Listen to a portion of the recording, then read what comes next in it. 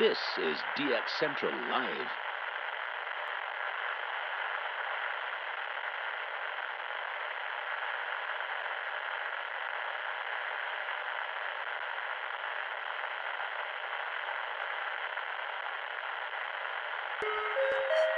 This is DX Central Live.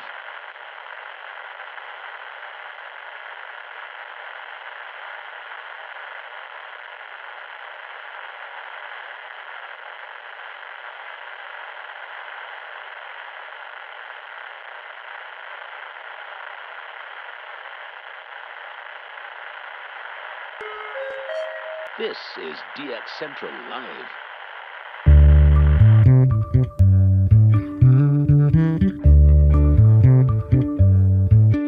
Welcome to DX Central Live, Season 5. We will be starting the show soon, so make yourself comfortable and be sure to join in on the conversation happening in the chat. Also, don't forget to submit your shout-outs, so we can celebrate together. The shout-out submission link is in the video description for our live stream. If you aren't already a subscriber, be sure to hit the subscribe button. While you are at it, giving this video a like and leaving a comment are great ways to help out the channel. We thank you for your continued support and look forward to seeing you in just a short while. Now get ready for DX Central Live, Season 5.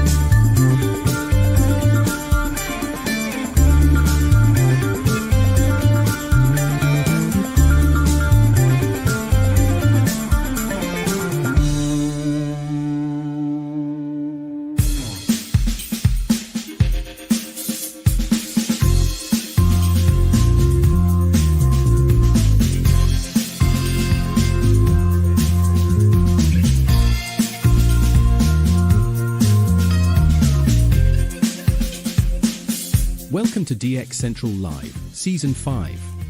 We will be starting the show soon, so make yourself comfortable and be sure to join in on the conversation happening in the chat. Also, don't forget to submit your shout-outs, so we can celebrate together. The shout-out submission link is in the video description for our live stream. If you aren't already a subscriber, be sure to hit the subscribe button. While you are at it, giving this video a like and leaving a comment are great ways to help out the channel. We thank you for your continued support and look forward to seeing you in just a short while. Now get ready for DX Central Live, Season 5.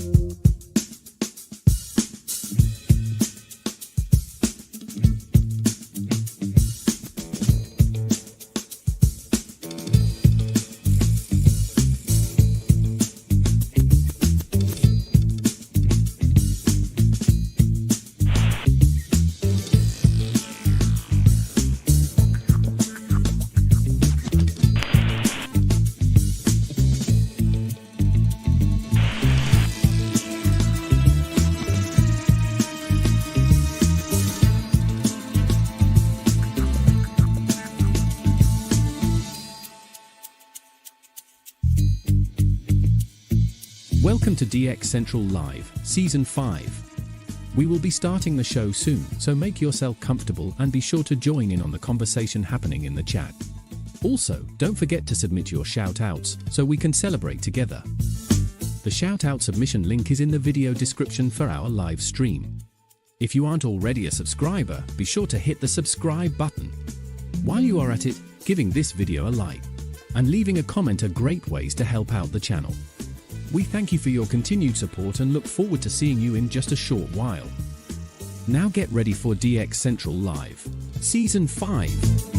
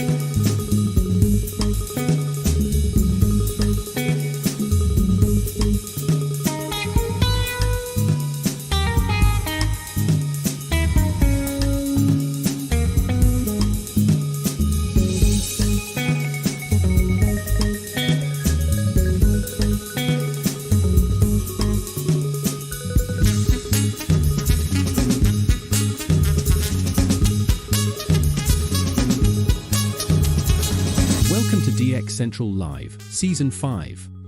We will be starting the show soon, so make yourself comfortable and be sure to join in on the conversation happening in the chat.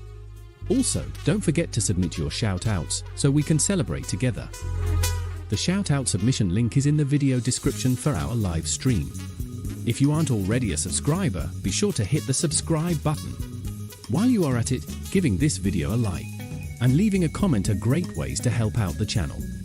We thank you for your continued support and look forward to seeing you in just a short while. Now get ready for DX Central Live, Season 5.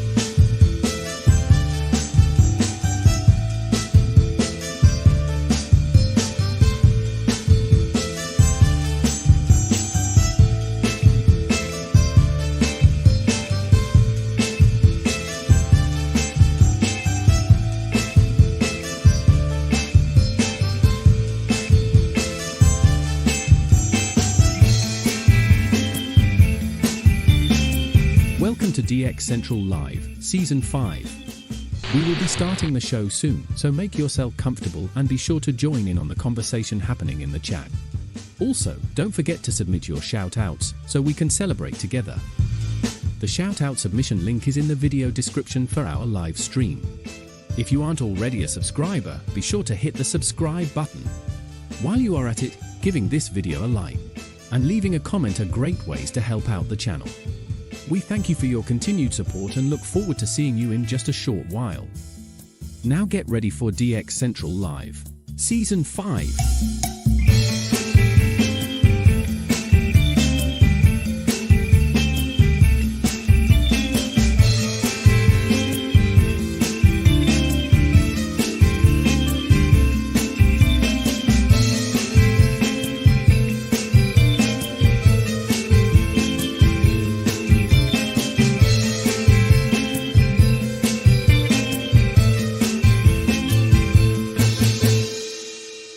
This is DX Central Live.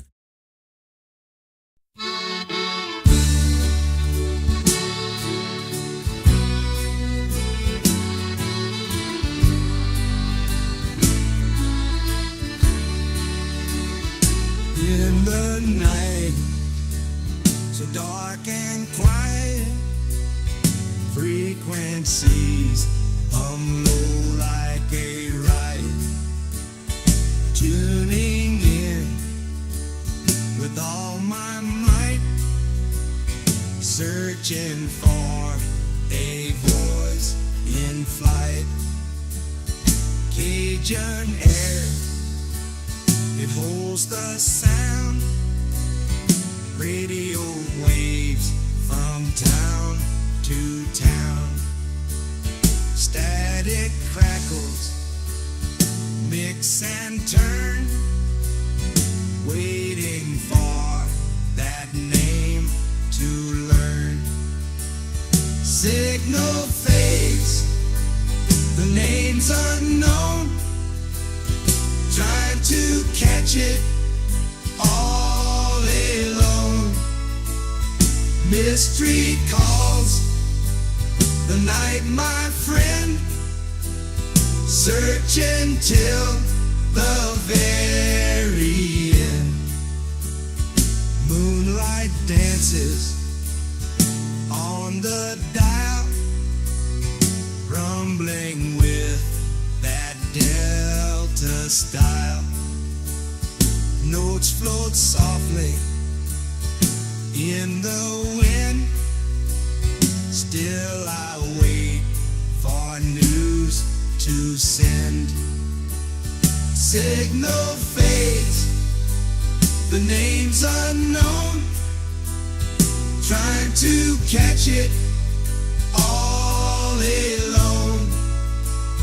Mystery calls, the night, my friend, searching till the very end. Bayou whispers keep me still, craving for that lingering thrill. Misted voices lost in haze, echoes in this southern maze.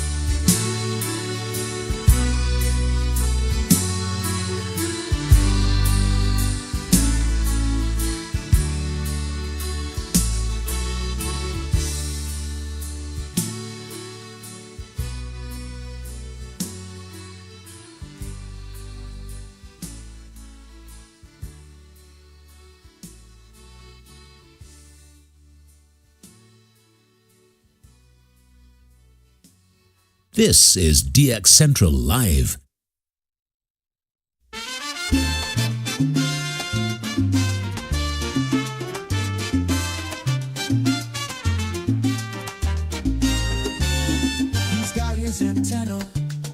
up in the air.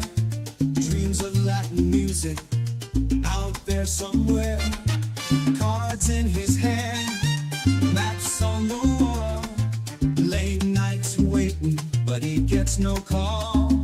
All those radio waves, they play with his mind, searching for signals, but they're so hard to find.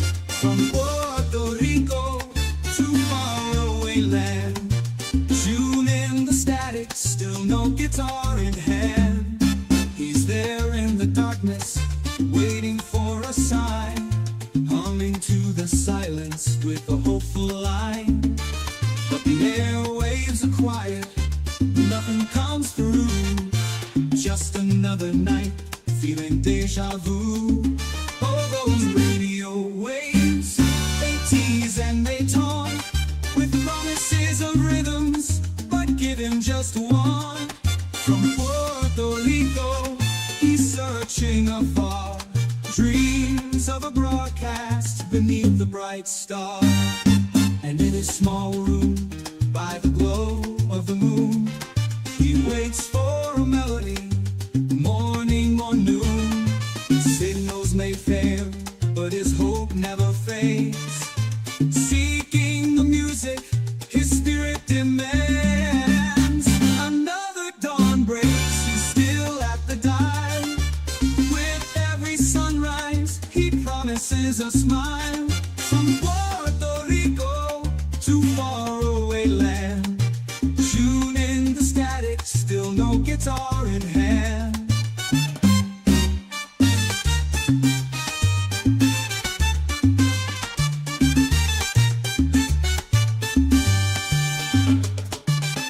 He's there in the darkness, waiting for a sign, humming to the silence with a hopeful line.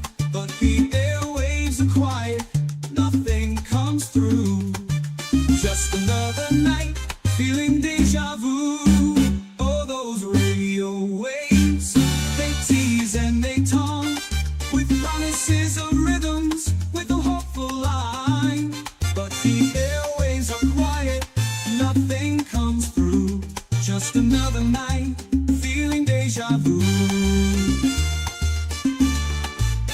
And in his small room, by the glow of the moon, he waits for a melody, morning or noon. Signals may fail, but his hope never fades. Seeking the music his spirit demands.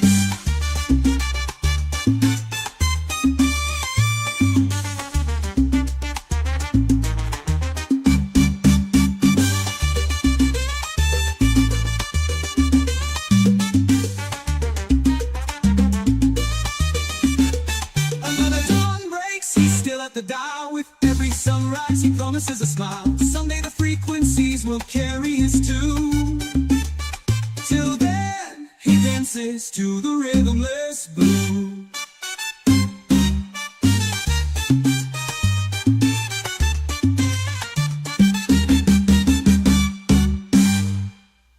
This is DX Central Live.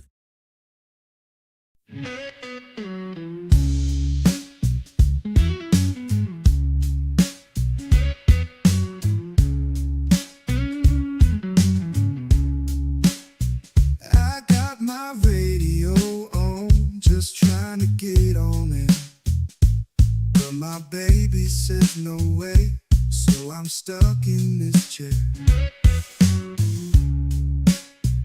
I dream of signals far from north to east to west, but I can't put up no antenna. She says it's for the best. Dreaming of DX, signals I can't hear. My baby won't let me, so I'm sitting here in tears. That static calls my name, whispering in my mind. But without that big old tower, the signals I can't find. I see the towers rise in a distant starry sky, but here I'm bound in time, can't even say goodbye. Dreaming of DX, signals I can't hear. My baby won't let me, so I'm sitting here in tears.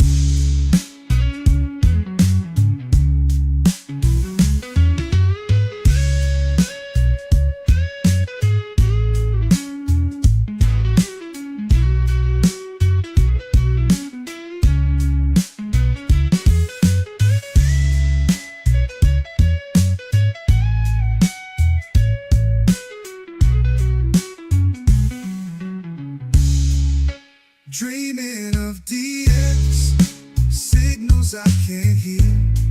My baby won't let me, so I'm sitting here in tears.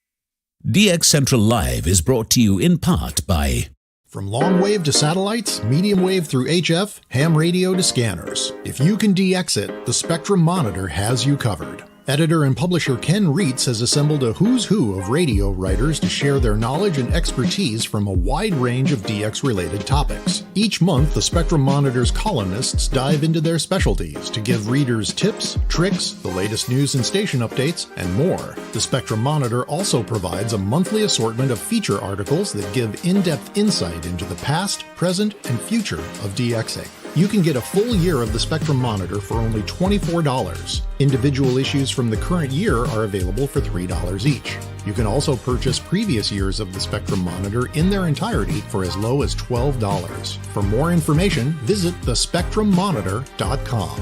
That's thespectrummonitor.com. For more than 90 years, the National Radio Club has been at the forefront of providing DXers with the latest in station news, DX-related technical information, and reception reports from DXers around the world.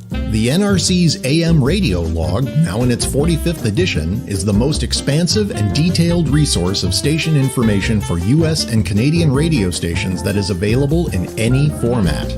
The club's publication, the DX News, is available in both print and electronic format and provides the latest information on call letter and format changes, construction permits, and other information to help keep DXers informed of the latest updates they may hear on the air. For more information, visit their website at nationalradioclub.org. That's nationalradioclub.org. With a lifetime membership, the International Radio Club of America gives DXers incredible value by putting important station information right at your fingertips. The club's e-publication, the DX Monitor, includes DXer loggings, station information updates, international loggings, and more. Other club publications include the IRCA Mexican Log, a must-have resource for any DXer that chases stations from Mexico, the TIS HAR list, the IRCA slogan list, sunset sunrise maps, and DXer technical guides. The joint IRCA-NRC email reflector and groups.io group is a hub for real-time DX conditions, station news, and DX-related conversation. For more information, visit ircaonline.org. That's ircaonline.org. Through crashes of static in quiet hours, we listen. In languages we can scarcely understand, and of places we have only visited in our dreams, we listen. Incessantly, we perfect our array of aerials, receivers, and resources. We refine our skills and our techniques so that we might listen. We are DX Central, and we're all about radio. Visit us at dxcentralonline.com or check us out on YouTube. Search DX Central. Keep up with DX Central. Follow us on Twitter at DX Central.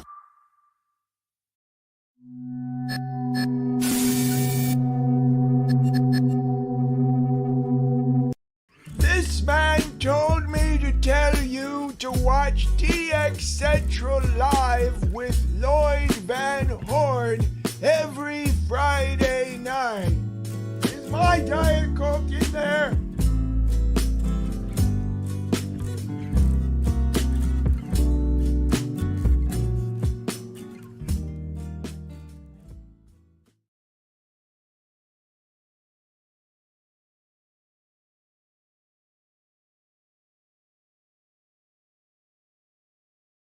Previously on DX Central Live.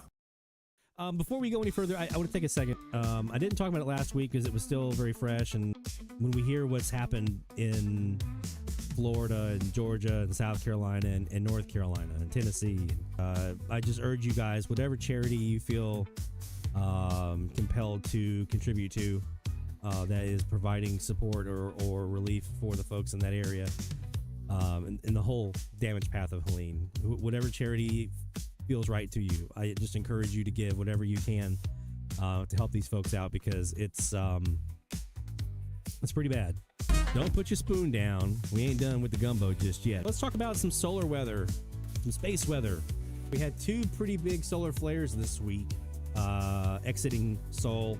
We may not be done here because the big sunspots are very active. There are currently 4 active regions with unstable Delta-class magnetic fields that harbor energy for strong solar flares. So there's a chance we could see some more here popping up over the next several days. But what does that mean for us? What does that mean for us as DXers, FM, AM, weather DXers? So let's start with AM. What that means is we're looking for a couple of things to occur here over the next 24 hours or so. We're looking for the A index to go high. Then you have a high K index. So I'm hearing we could see anywhere from 5 to 7 K index over the next 24 hours. But the most critical for us as AM DXers that we're looking for is called the BZ, the Bravo Zulu. What you want to see here is a negative number for the Bravo Zulu, and the bigger the number, the better, right? There we go. That is a meteor scatter burst right there. And maybe a little bit over here too, but look at that. We got an RDSD code off of it. WKAI in Macomb, Illinois.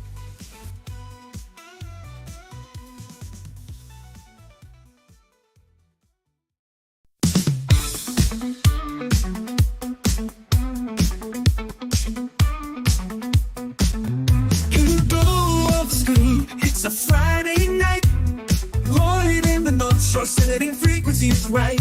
AM and FM, the airwaves collide. DX Central Live, where the signals can't hide. Tuning in the static, chasing down the sounds. Every single signal is magic we have found. All radios hum, the chatters all agree. DX Central Live is the place to be. Folks in the chat, shout out your call. From east to west, we're breaking down the walls. It's the magic of the night, where frequencies fly. Join us now on DX Central Live. From the Gulf South to your corner of the world. This is DX Central Live. Now here's your host, Lloyd Van Horn. On the North Shore Studios in Mandeville, Louisiana, here in Studio A, it's DX Central Live, Season 5, Episode 4. What a fun night last night was, right? Had the Aurora going on, a little bit of a Latin enhancement evening going on the AM. Some folks were getting some auroral FM propagation. There was some good stuff going on. There were people doing auroral stuff on 2-meter ham radio. Some trans-equatorial stuff was going on. 6 meters has been going nuts today. The ionosphere is awake. So we got a lot to talk about with that tonight. Of course, we're still finishing up our frequencies of the week, 1430 and 1440. We got some new frequencies coming our way. We got some not new gear necessarily. It's not really new gear. It's new ways to use some existing gear. We're going to be talking about that tonight.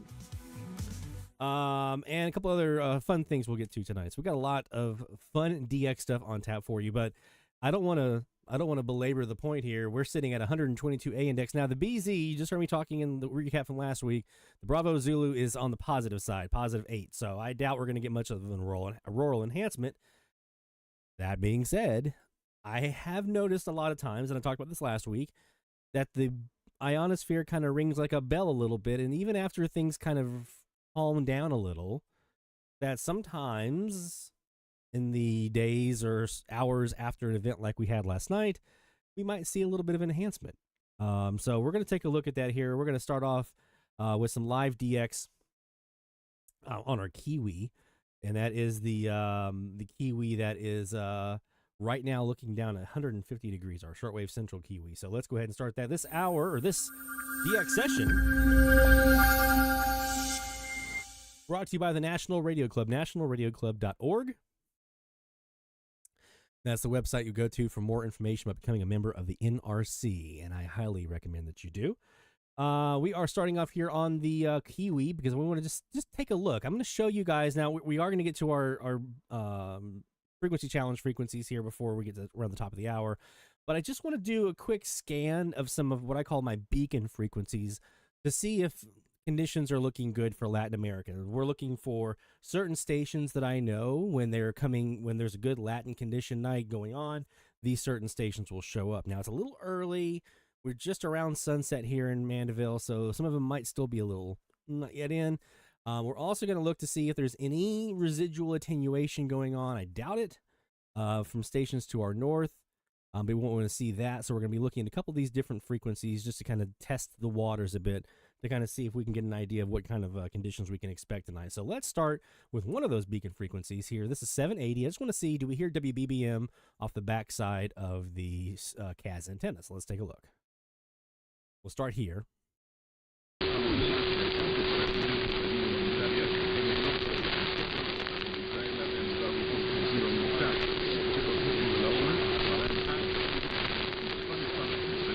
So right now I can tell you we do have a Latin American station and there's a Spanish station coming in.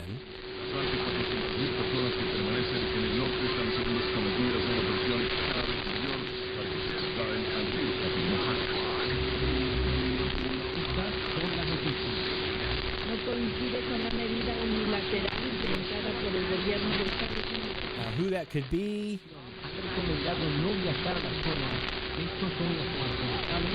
I hear Radio Viva Pasto in Colombia quite often on this frequency.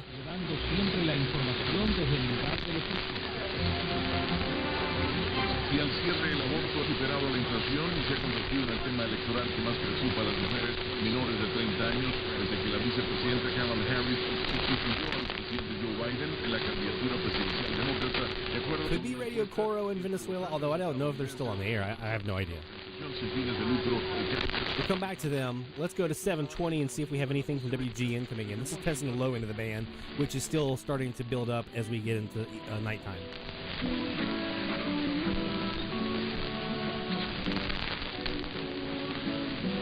Okay, no WGN. Well, if they're there, they're weak. We do have another Latin station here. Let's take a look. This is another beacon frequency that I know drives Barry crazy. 9:10 a.m. This is where I have a outlet of RCN Radio Colombia here from San Andres and Providencia. On this frequency, they usually kind of command pretty well, especially as the night wears on. So that's either them or Cuba, one of the two. This is either Radio Metropolitana in Cuba or it could be RCN. Let's take a look at 650 and just see if WSM, how strong they are.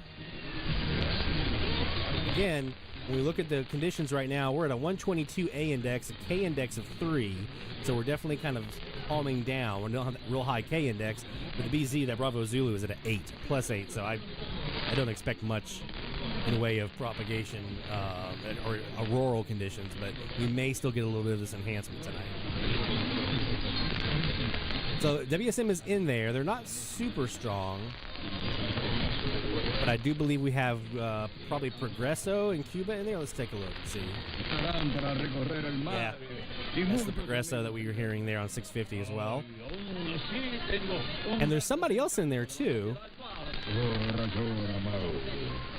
And if I had to guess, that's probably also RCN in Colombia, and I'll tell you a story about that one in a little bit. Let's look at 1510. You guys know what I'm looking for here. As they staged them, he put them up in his door. Radio Monumental down in Ecuador to see if it's them or LAC coming in. So they could take care of the people of Florida as Milton came through. LAC's on top. It's a pretty, but that sounds like Monumental is underneath, and that's pretty normal, honestly. They typically do come in, especially as the night goes on. They get a little bit louder, a little bit louder, a little bit louder. So that's not abnormal in and of itself. I'm not saying that because they're there, there's anything abnormal. But if they weren't there at all, I'd be like, well, that's kind of weird. So we do at least have normal kind of propagation going on, possibly with some of those other stations that were missing, or some of those other stations that were coming in there, possibly a little tiny bit of auroral enhancement. Maybe residual enhancement. Maybe, I don't know. I don't know for sure, but it definitely, there's some stuff in there that normally I would be hearing more of. WGN, WBBM. Get a life, man.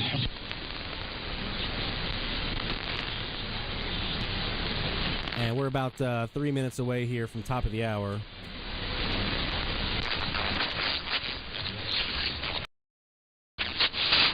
Let's go upper sideband here. 700. I don't hear WLW, and normally they're pretty loud. We do have a Latin station in there again. That could be Colombia, that could be Ecuador, a couple different options that could be there on 700. But don't hear WLW really well.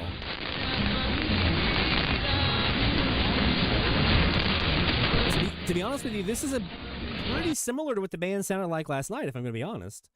So there, like I said, there could be a little bit of a residual energy still in here. That ionosphere could still be giving us a little bit of enhancement to those signals down to the south. So we'll just have to look at that throughout the night and see what we have coming in. I do want to go ahead and get to our frequencies, though, from the frequency challenge here. Let's start with 1430 kilohertz. And let's look down south. Let's see if we have anything coming in down south here on 1430.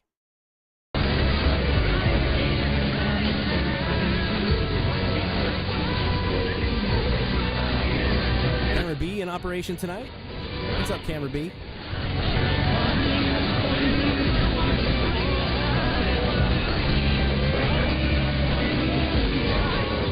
Hola, mamacita.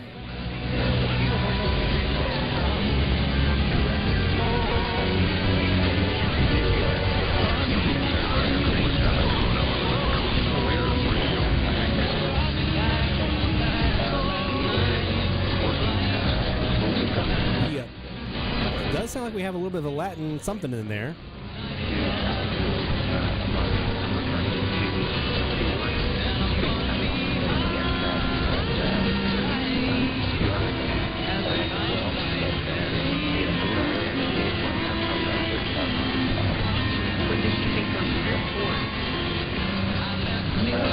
We also have somebody else in here with some contemporary stuff. That's probably Germantown. I didn't hear, or not Germantown. Yeah, Germantown would be right. I didn't hear them last night. There are quite a few English stations in there tonight. Last night we didn't have as many. It's top of the hour, Tom. DX Central Live Top of the Hour Alert. Alright, you know what that means. Fire up them sirens there, William. As we look she's going to have a baby. for IDs here at the top of the hour. Yeah, and so that's another thing. Is like if I get into medical school and I start in August of next year. You have a talk station in here. I'm in school and, I'm unable to attend to the child during my school hours. Yeah. And that's what the stagger able to do. When you're heading to school, she needs to be working. So, basically, when's the baby due again? Well, she's always around 8 months from now. Okay, 8 months from now. Oh, boy. There's almost a 2-year delay that you'd be on because... or a little less than 2 years, because this baby's got to get here, and you've got to work, and then baby's got to get old enough to be able to go into child care. So you got to stagger this. I think that's the only way. I'd be looking at the calendar and the budget, going, what are we going to need to do? Who's going to need to work? We are recording on the Perseus. Dreams of, passing the boards, being Cairo, and you doing medical school, but it can't all happen at once. There's a lot of life, but I'm excited for you. A baby's a great reason to figure all this out. So thank you so much for the call. This has been... We'll come back to that at the top of the hour to see what we caught on the Perseus. No matter what you want to do with your money, you need a budget. Start budgeting for free today with the Every Dollar app. I'm interested to see who this talk station is. I'm pretty sure that the Rocket Man in there is WOWW in Germantown. Okay, guys, it's time to talk about insurance. This stuff is important. If you've been around the show for a while, you've probably heard about the types of insurance we recommend. say you have 40. Rick says, is it proper to call her Mama Van Horn? Absolutely. It's tough to know what policies you need to cover all that. The good news is you don't have to figure it out on your own. I couldn't see a thing with my eyes last night. The naked eye couldn't see a thing here, but we did manage to capture a long exposure cell phone shot that then after some editing and pulling out some saturation and things like that, the northern lights were there. So nothing with the naked eye. And even the picture itself, once I took it, I was like, there's some stuff in there? And a little bit of editing pulled it out. But we've got a really awesome astrophotography option coming up here soon. We'll talk about that this next hour. Again, that's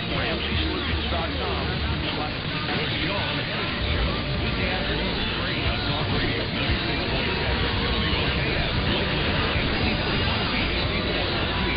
you doing?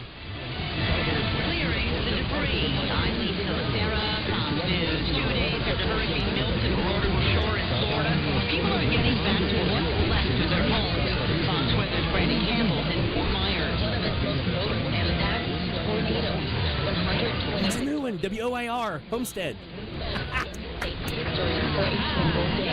We're meeting people in Fort Myers who were impacted also from the tornado. And you just can see all the debris flying. Thank God we made it home safe. As of Friday evening, 6 of the 17 deaths reported in Florida were blamed on tornadoes. Milton is now past southeast of Bermuda and is expected to dissipate as it tracks east over the Atlantic Ocean.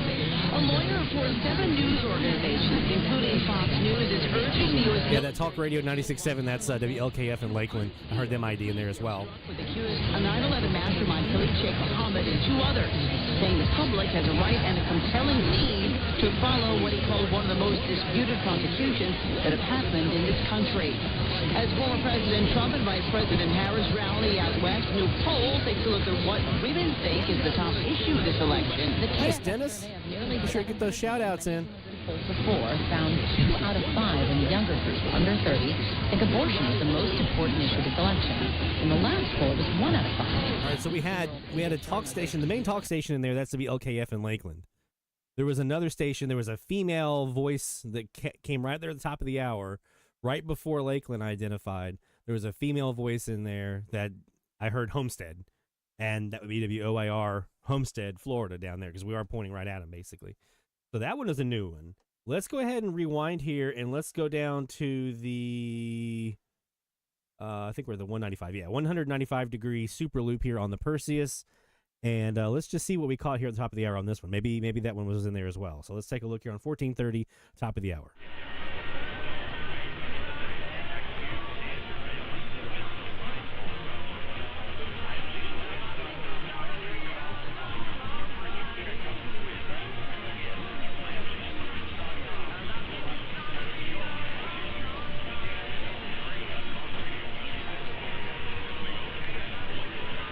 There was the WLKF Lakeland. I heard that with the 96.7. Just heard that one in there.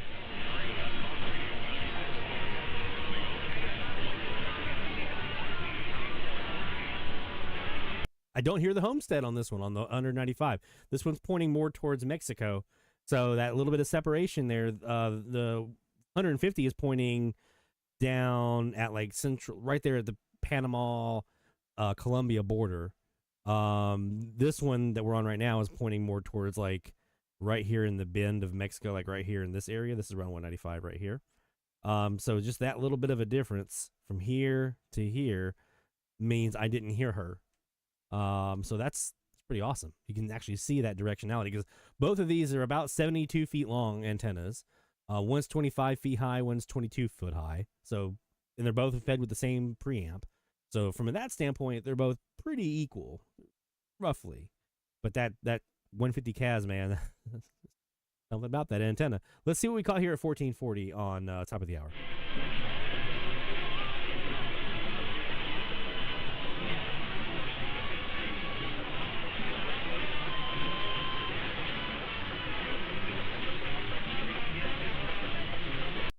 Okay, so we do have some Latin stations in there on 1440. I'm guessing WWCL here in Lehigh Acres is one of those. WPRD and Winter Park's probably another one that's in there. They've both been heard this week.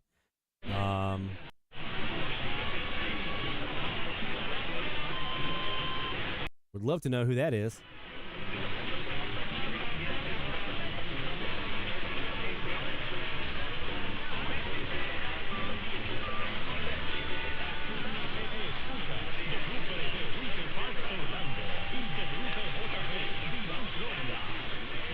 That was the PRD in Winter Park, Orlando. Let's do that again.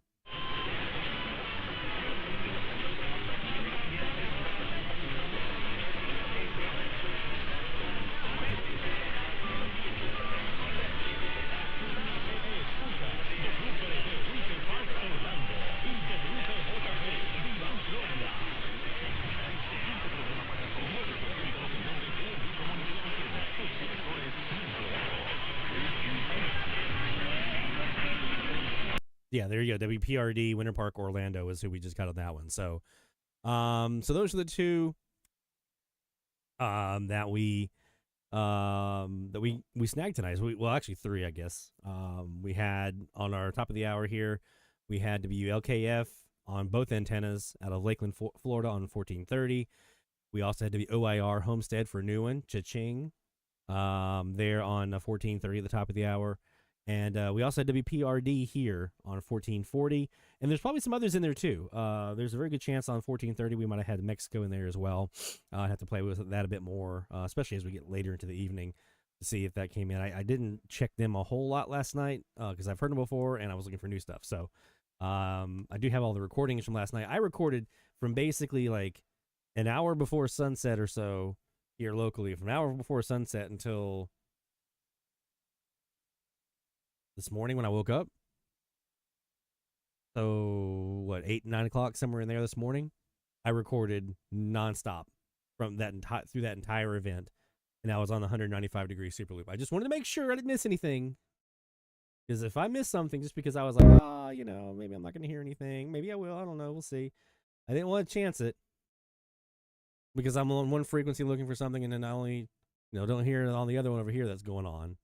I didn't want to miss anything, so yeah, I had to make sure that we there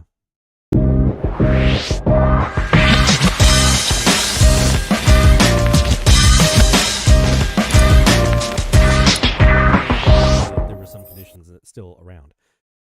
Let's do this. Let's take a quick break. When we come back, we'll have some more live DX heading your way, and we've got some stuff to talk about. We got to talk about the solar conditions from the last 24 hours and what we saw, what was going on, and maybe what might be happening in the next several days, because there's still some pretty active regions on the Sol right now. So we'll take a quick break. When we come back, more DX Central Live is heading your way right after this.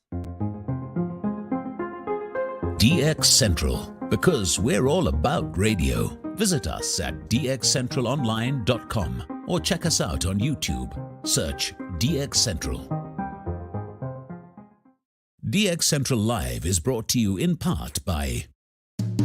For more than 90 years, the National Radio Club has been at the forefront of providing DXers with the latest in station news, DX-related technical information, and reception reports from DXers around the world. The NRC's AM radio log, now in its 45th edition, is the most expansive and detailed resource of station information for U.S. and Canadian radio stations that is available in any format.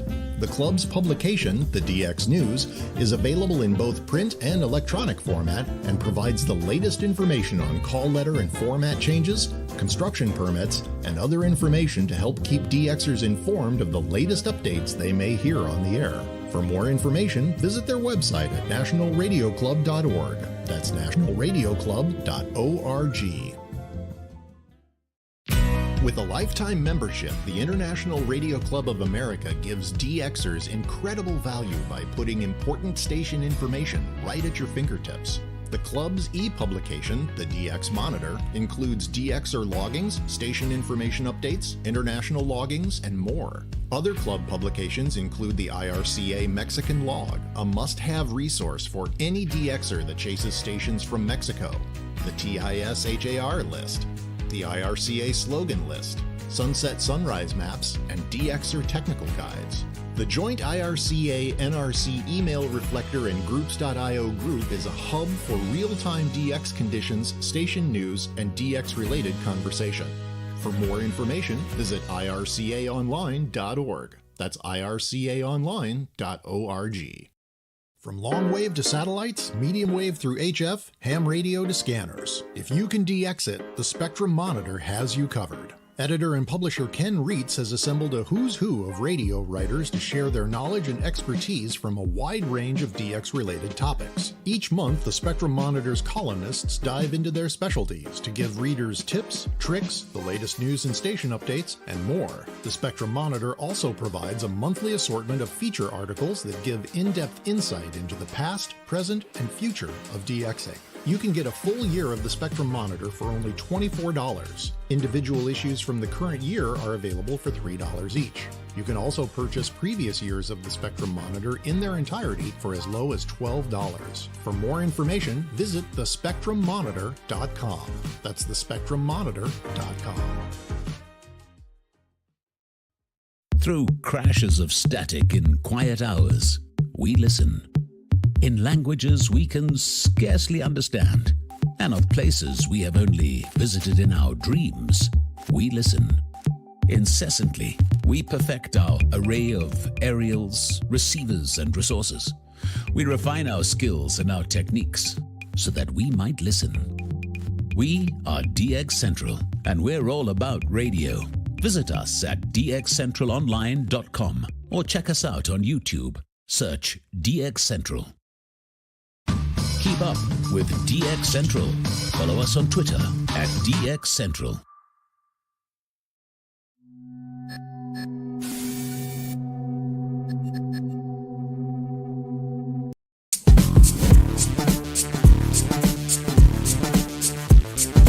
DX Central Live is brought to you in part by Oh my God!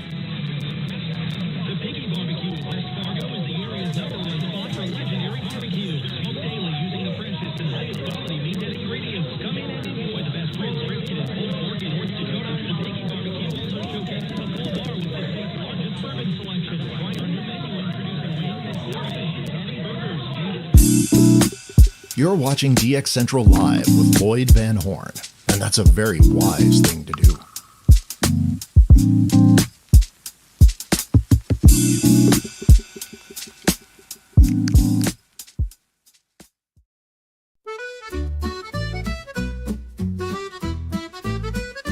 When the snow's so deep and cold, up in the north, you know, a man brave and bold, his story must be told. His antenna in the night, knocked down without a fight. A moose set on his sight, now radio's quiet tonight. Fix it up, fix it high, win a night under the sky. In the cold he became a fixer, 'cause a moose is no friend to a DXer. From the DX Central North Shore Studios, this is DXC Live. Now here's your host, Lloyd Van Horn. It's DX Central Live from the North Shore Studios in Mandeville, Louisiana. Up the hill, brave eagles, battling the ice and snow. So we have some folks from Canada in the house tonight, up in Saskatchewan. Thank you guys for joining. This is for you. Fix it up, fix it high, win a night under the sky. In the cold he became a fixer, 'cause a moose is no friend to a DXer. I would imagine not. I've heard many a story up in the Arctic Circle and in Canada of moose coming along and just knocking down a beverage or some other antenna. So glad we don't have to deal with that down here. Deer is what we kind of probably have to deal with down here more than anything. The occasional bear. I think in some parts of the southeast we have some bears, like in the swampy bayou area, maybe some bears. I know we did up in North Carolina. We had that up there a lot. It's DX Central Live from the North Shore Studios here in Mandeville, Louisiana, and every Friday night at 23:45 we bring you live DX. We bring you conversation. We bring you tips, tricks, good chat, shout-outs where we give each other a pat on the back, things like that. So Rick says neither are elk for that matter. Yeah, I would imagine that. Yeah, anything big and bulky that's like, I'm coming through here. I don't care about your antenna. Those have got to be not friends to DXers. All right, so let's talk a bit about the last 24 hours or so. It's been eventful. So we had a couple of CMEs, big X-class solar flares. Now, here's the crazy part. Today or this week, I learned that just because a solar flare is a higher ranking, let's say, as far as like bigger, like we had that X9.05 earlier this week, last week rather. We had that 7 point something last week as well. Those didn't really pan out to a whole lot. We didn't really get a lot of anything out of those, either viewing aurora or on the bands. And then this one that came through yesterday was a longer duration event, but it was like an X2 something, I think 2.8 or something like that.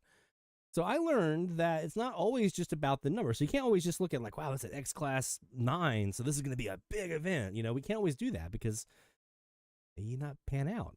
And even some of these, like, you know, if you had two X class flares that were both the same kind of intensity, same duration, everything, even those might not get you the exact same results because it depends on how much of that is directed towards us here at Earth versus how much is kind of grazing us, how much is the atmosphere or the ionosphere already kind of primed, right? I think those ones we had earlier kind of prime the ionosphere and make this one, you know, possibly, I don't know, I'm not a space weather expert, but possibly helped prime the ionosphere to help it kind of be ready to take this on.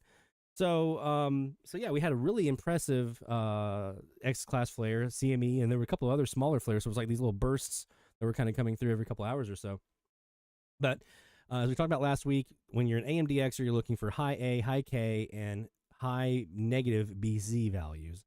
Those are all the three main things you're looking for a great night, especially the K and the BZ. Those are the two most important. The A will come, like you see now, it's like a 122 right now. Here, let me put it up on the screen. It's a 122 right now. It was like a 50, 60, 90 last night, right? Once we got into the evening hours, then the A started getting around like a 90. But there's always a delay for that to happen. The K will be up and high. We go like 7.87 for a while. Then we hit to the 8, K8. That got us to like a G4. And then at some point around, I want to say it was like 9 or 10 o'clock last night, Central Time. Somewhere in there, we hit 9.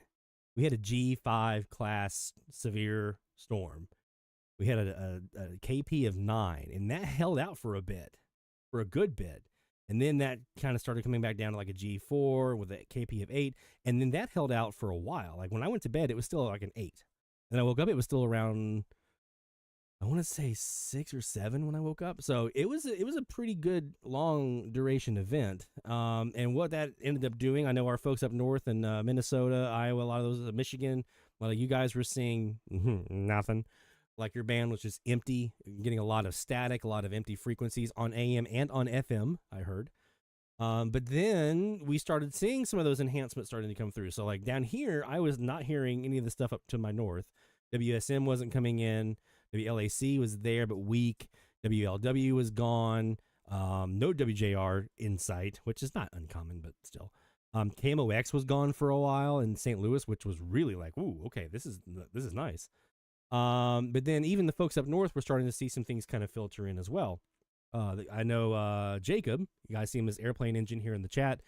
Jacob heard a station on 1240 with graveyard frequency out of Mexico last night on Ciudad Juarez. I looked. They were there. I could see the trace. They're on this nice little offset below 1240, so it's kind of sticks out. I could see it. They were there, but I never heard any audio from it. But he did. He got some audio out of him last night, so that's pretty cool. So let's talk about what we can expect here in the next several days. I think I've got it here. So the storm is over. That doesn't mean that the activity is completely extinguished. Minor to moderate storms remain possible on the 11th as the magnetic field slowly relaxes from one of the biggest disturbances of the past 20 years. And again, that's kind of what I was saying, right? Like these things don't just like hit and then it's done. It kind of wobbles and reverberates like a bell for a little bit and kind of gets you that residual energy. And we're kind of seeing that, right? So it still might be worth a chance to kind of take a look tonight and see if you have anything. Even if it's not like, okay, I'm still hearing Chicago, I'm still hearing some other stations to the north or in the northern part of the country, maybe you might still get something down south. You might get a little bit of that enhancement down south. So there were a lot of very southern facing auroral sightings last night. We had them here in Mandeville. I said it earlier. We couldn't see it with my eyes. I could only see it once I took a picture and then did a little editing to try to get that pulled out a little bit. We had that here. So right now, nothing on tap for the next several days. So it's probably just going to be, again, any residual energy that's still kind of like happening here in the ionosphere. And then once that kind of peters out, it'll be, okay, do we have anything else coming? There are still some active regions, as you can kind of see here, some sunspot areas here on the sun that are still pretty active. I think that the one that really was kind of super active and got us what we just experienced has rotated around, I think, or either that or it's about to.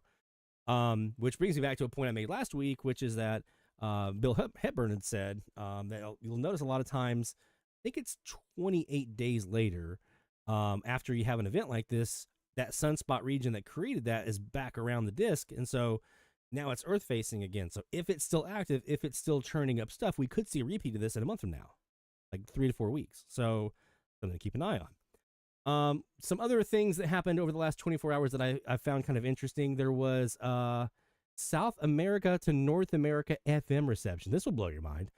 Trans-equatorial propagation, TEP propagation, being reported on DX maps last night between Santiago, Chile and Miami, Florida at 4,119 miles. It's not the first time that that's happened. That has happened before, but nice to see that was in there. 4,119 mile TEP reception between Santiago, Chile and Miami of FM. I don't know what I would do with myself if that happened here. I would be beside myself. Some interesting things that came in last night I can tell you guys about, based on some chats that I had with some DXers on Slack, in our Slack channel. There was some interesting stuff that was going on. So you guys have heard me talk about Slack, hashtag MWDX. And it's a place where we kind of gather, a lot of DXers gather, and we share. I think Rick's in the chat right now. So Rick, if you want to drop the email address, that if somebody's not in the chat and they want to join, you can drop the email address for them to get to you and get that account set up. It's really easy to do. It's a free app. You can just go in there, and what we're doing is we're just talking about, hey, you guys hearing this right now? We're sharing tips. We're sharing what's going on right now. It's very real time. I'm hearing this. I'm not hearing this kind of thing. So because of that, I will grab some stuff from the Slack channel and bring it here on this live stream. So because of that happening, I decided to start a new segment here on DX Central Live. What's that segment going to be called? It came from the Slack. It came from the Slack. It came from the Slack. That's where you'll find it, y'all. It came from the Slack. DX is sharing tips now. It came from the Slack. And they're audio clips, yeah. It came from the Slack. What they talking about, Lloyd? Ooh, what are they talking about? Well, let's take a look and see. We were talking about auroral conditions last night on the AM band, a little bit of it on the FM. There were some folks getting some FM auroral propagation. I know Sean Kutsko, KX9X, he was getting some 2-meter auroral propagation on Morse code, CW. Was working, I think it was like, I forget, I think he mentioned in the chat earlier who all he was working there. Let me actually see if I can still see it here in the chat. Worked N0LL, Echo Mike 09, Kansas to Central Illinois, 557 miles. Heard WZ1V in Connecticut on 2-meter aurora. Amazing. There were some folks hearing some fluttering and things like that going on, but I did want to highlight one particular catch because I think this is kind of interesting, and it could be something that you guys can all take a look at for as well. Our friend Mark in northern Indiana put in the Slack channel, he was hearing something that had time pips, 5 time pips plus 1. You guys, that's just 1, 2, 3, 4, 5, and then one long one usually. That's 5 plus 1 time pips. He was on 640 last night, and he was hearing this, and he was like, anybody know what this might be? And I thought, 5 time pips, I bet you that's RCN in Columbia. And I looked, and there was a 640 outlet for RCN right on the northern edge of the coastline right there in Columbia. So I said, I bet that's who this is. So I went in and I reviewed my recording that I was doing. I mentioned I was recording all night. It was right at 0000 UTC. So 7 o'clock Central Time UTC, right there at the top of the hour is when he was hearing this. So I went back and I reviewed my recording, and I'm going to play you the audio here of what I caught. I'm not going to put it up on screen. I'm just going to play the audio. That way you guys can hear this and see if you hear anything in this recording. Actually, I just got to rewind that again. So you are going to hear Cuba in here, okay? Radio Progreso with their usual Cadena Nacional song that they usually play. But underneath them, see what you can hear down here. And let me make sure this is turned up as loud as I can possibly get it. There we go. Let's go.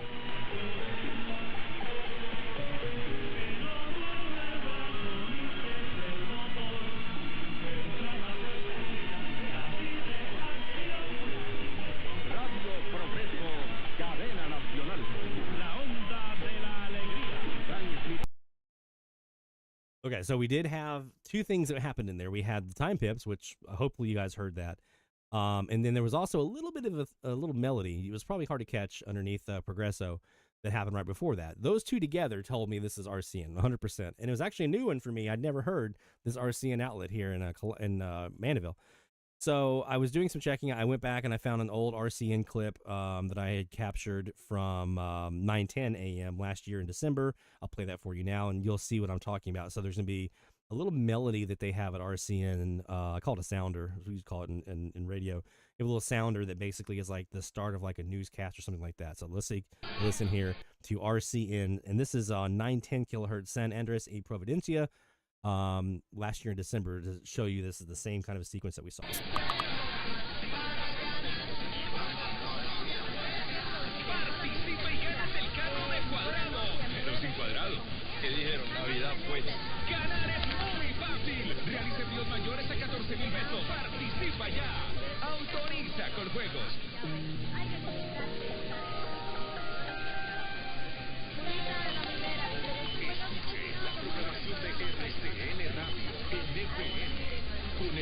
So there we go. That little melody, that little that is like, as soon as you hear that, that's RCN. And they play that throughout the hour sometimes, like when they go to news and things like that.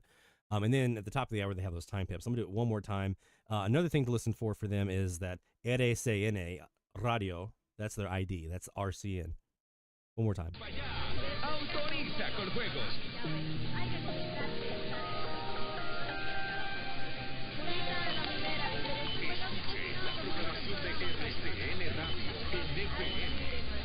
So there you go. That little sequence right there is what I was listening for, and what's what I heard on my recording of 640. So then Mark posted this a little bit ago. This is his recording of what he caught from RCN on 640. And I'm going to point to you here when we get to the parts where you should be hearing stuff. And this is using the co-channel canceller, by the way, an Airspy SDR Sharp to null out and get rid of Progresso.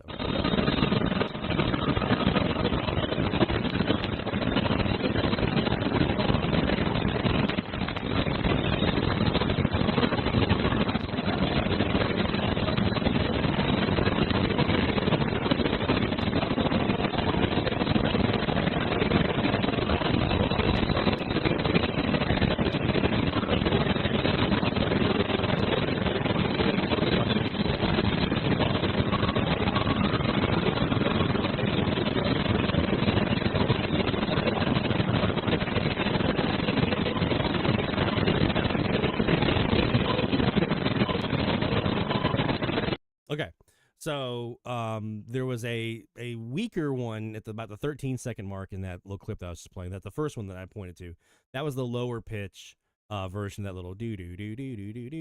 And then right there before those pips started, you had the higher pitch version, which is exactly what I heard on mine. I heard that's what I pulled out. So yeah, Mark was able to get RCN Radio Santa Marta in Colombia, right there on the northern coast of Colombia, on 640 kilohertz underneath Progresso in Cuba, thanks to using the thanks to some use of the co-channel canceller and a little bit of teamwork. So well done, Mark, for getting RCN, and thank you to you, man, because that got me a new one too. that's always a good day. Speaking of which, we'll be doing some shout outs. Whoa, I don't know what that was about. We'll be doing some shout outs here in a bit. So don't go anywhere, and make sure you put those into the shout out form, dxchallenges.com/shoutout. All right. So while we're talking about Slack, I did want to pivot really quick and talk a bit about another thing that came up this week in Slack. So that's real quick, just putting a period here on the last 24 hours. Great solar activity, enhancement of the AM band. Some folks even on the FM band. Had some enhancement on AM, giving us some Latin conditions for a lot of us. I would recommend trying the next night or so. Definitely tonight, if not tomorrow night as well. Just double check. See how the conditions look. Maybe you might luck out and get a little bit of enhancement. Also on the Slack this week, I mean, you might have seen on social media if you follow Les on like Twitter or anything like that. Les Rayburn, our good friend in Birmingham, Alabama, N1LF, he's been working on a project with Russ, KBAU. Russ is the guy who does the rabbit ears autologger. And him and Russ and Patrick Martin up in Oregon have been working on a project to give DXers a new option for auto logging. So you might have heard me talk about auto logging in the past. Traditionally, what we're looking at like, I have an SDR. I'm going to devote that SDR to auto logging, having my antenna connected to it, and it's just scanning the FM band from top to bottom or whatever you want to do with it. If you want to scan like certain frequencies or like a portion of it, but you can scan the FM band and it'll grab those RDSD codes and then submit that up to a map. And then that map looks a little bit like this guy right here. And this will plot out for you all of the catches that you've received. And again, it's utilizing your SDR to do that. So what Russ and Les and Patrick have been working on is a project to utilize the newer TEF6686 model radios to allow them to do the scanning, and then using their functionality for like Wi-Fi connectivity and things like that, to then report that up to the Rabbit Ears website and provide the same map that you see here without having to use a computer and SDR combo. You just have the TEF6686, the portable or the desktop, your antenna connection, plug it in, and there you go. One of the other side benefits is these TEFs are super fast on RDS decode. And I haven't seen a lot of bogus decodes, if I'm going to be honest. I haven't seen a lot of false decodes in them. So this TEF6686 thing is going to be pretty cool. And I've got a desktop model over here that I'm gonna work with Russ and Les to get mine up and running and get it converted over so we can do this. So what we're going to do here is I'm going to put a link that Les provided into the chat here. This is what he provided over on Slack. Oh, it's going to make me go a login screen. So here's what I'll do. I'm going to copy this link and I'm going to put it here in the chat. All right, so this is the link for the Discord. This is where you go download the latest firmware as of October 10th. The latest version is version 2.11.5. And that link is where you would download that Discord link that I just put in the chat. After you've downloaded that firmware upgrade for your TEF6686, assuming you have one, once you've done that firmware upgrade, then you would reach out to Les to obtain your user ID for rabbit ears and get more detailed instructions on how to connect that receiver's internal Wi-Fi network long enough to update some of the settings, and then connect to your home Wi-Fi network for reporting. You can, if you're on the Slack channel, you can reach out to him directly, and he can help kind of talk you through it if you have any questions. Russ is also experimenting with adding an external Wi-Fi antenna for the TEF6686, thereby increasing the range. This might allow for receivers to be mounted in weatherproof enclosures near the antenna to reduce coax loss. So basically, you would have like a little external Wi-Fi antenna. You'd have your TEF radio sitting inside of a waterproof box. You plug that antenna in right there at coming right out of the antenna feed line at the base of the mast or whatever you're using to put your antenna up. There's your box with your TEF inside. It's got a Wi-Fi antenna sticking out to get onto your home network, and there you go. There's your auto logger. No computer needed, none of that stuff. You just have one little radio, and that radio, by the way, is not expensive. It's super cheap. How do you find one? Well, you just go up to our good friends at AliExpress. I'm going to put it up here on the screen real quick. AliExpress. Oops. Not what I wanted to do. And we're going to search here for TEF6686. You can use whichever models you want to, I guess. I would probably say, unless you're doing like the outdoor enclosure thing once they get that up and running, you know, if you want to do something like that, then maybe one of these little portable ones here. I would recommend probably this, like the desktop model. This is what I have here. I have the portable one here as well. So this is the portable model here with one of the more recent firmwares installed on it. Okay. And this thing works super, super great. It's a super, super, really good for FM radio. I'm kind of about it for AM. I'm going to be honest. I'm kind of about the AM side of it, but the FM is just spectacular. But it's about $60 on AliExpress. And you get this thing, and this is the little desktop model. And the reason I recommend the desktop model is it's a lot easier to upgrade the firmware than maybe some of the portable options. Like upgrading the firmware on that little portable guy was a pain. A significant pain. I had to take the cover off and do some other things, but on this one you don't. This one is super, super easy to update the firmware, and I think on the Discord they have all the instructions and everything that you need. So I highly recommend, if you're looking at a great FM receiver that you can use for auto logging, you don't want to go out and have to buy an SDR, or you don't want to devote one of your SDRs that you have to this. You want to keep that open for recording and live DX and stuff like that. This is a really, really awesome way to get into RDS auto logging so that more people can do it. Because the more people we have doing RDS auto logging, the better it's going to be for all of us in the summertime to be able to catch these openings when they occur. Because right now it can be kind of hard to know when the band is open, if, you know, not everybody's reporting their logs to FM List or on WLogger, or they don't have an auto logger set up. It can be a little difficult sometimes to know when the band is open, but this helps us do that by filling in those gaps. The more people that have that, the better equipped we're all going to be to have a really, really nice E-season, assuming that we actually get some this time, because last time we not.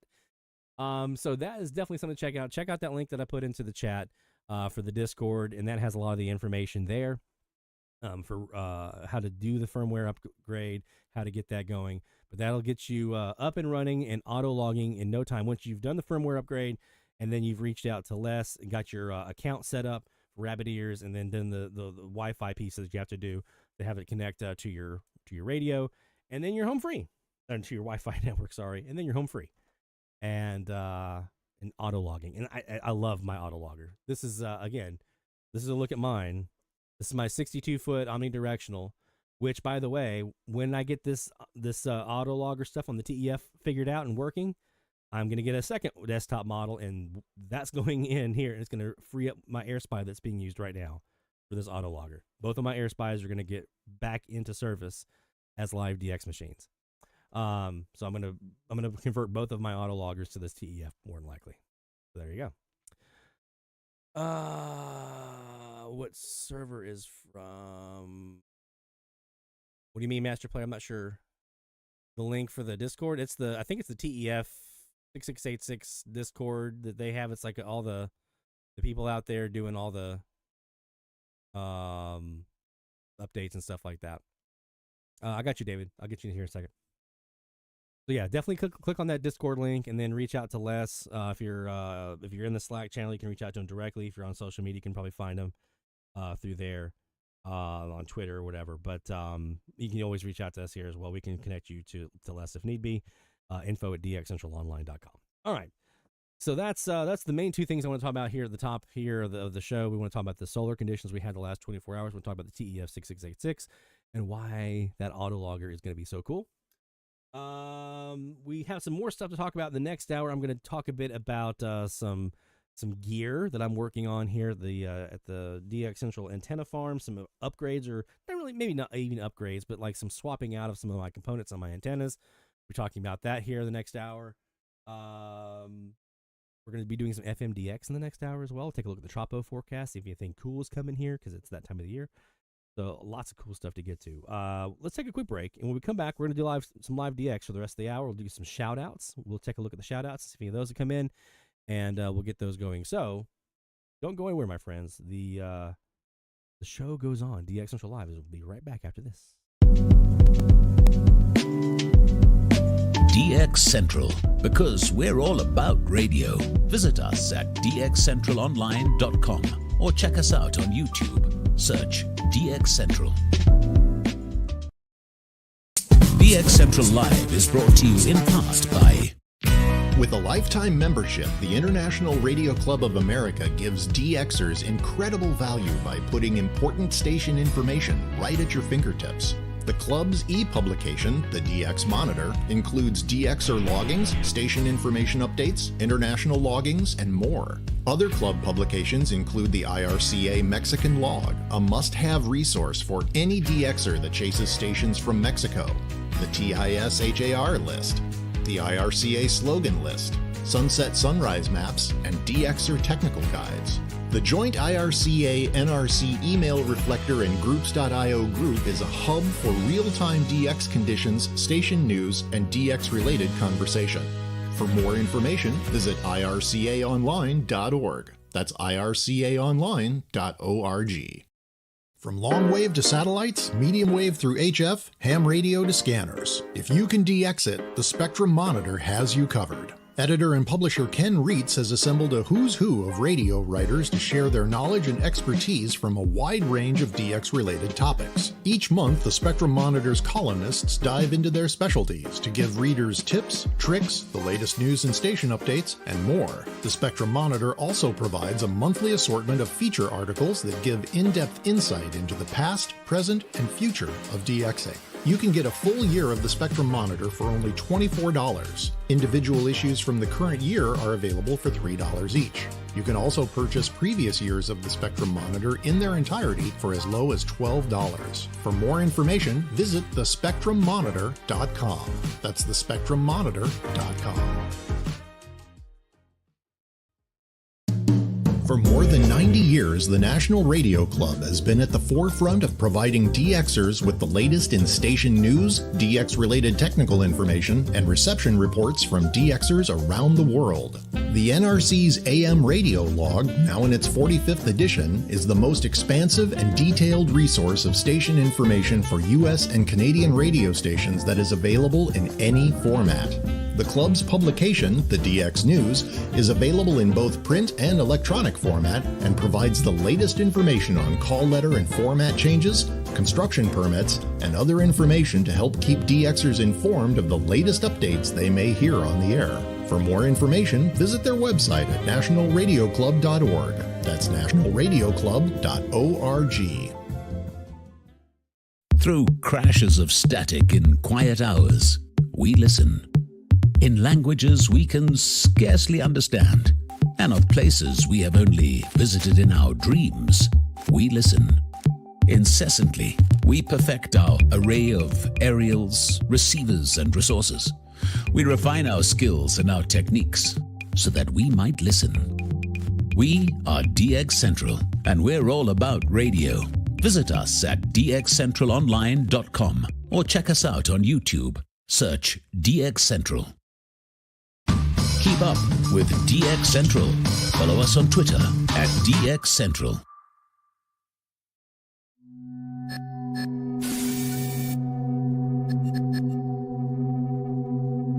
This man told me to say you're watching DX Central Live with Lloyd Van Horn. Can I have my juice now?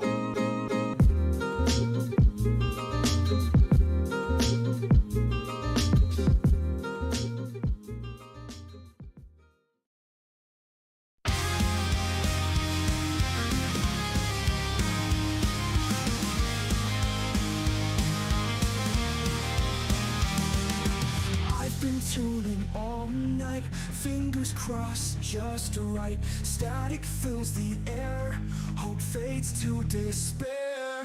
You crack the code so clear, caught what I long to hear. Through the noise you smiled, I'm lost for a while. All I hear is hits, in a world of mist. I resist. You found the diamond.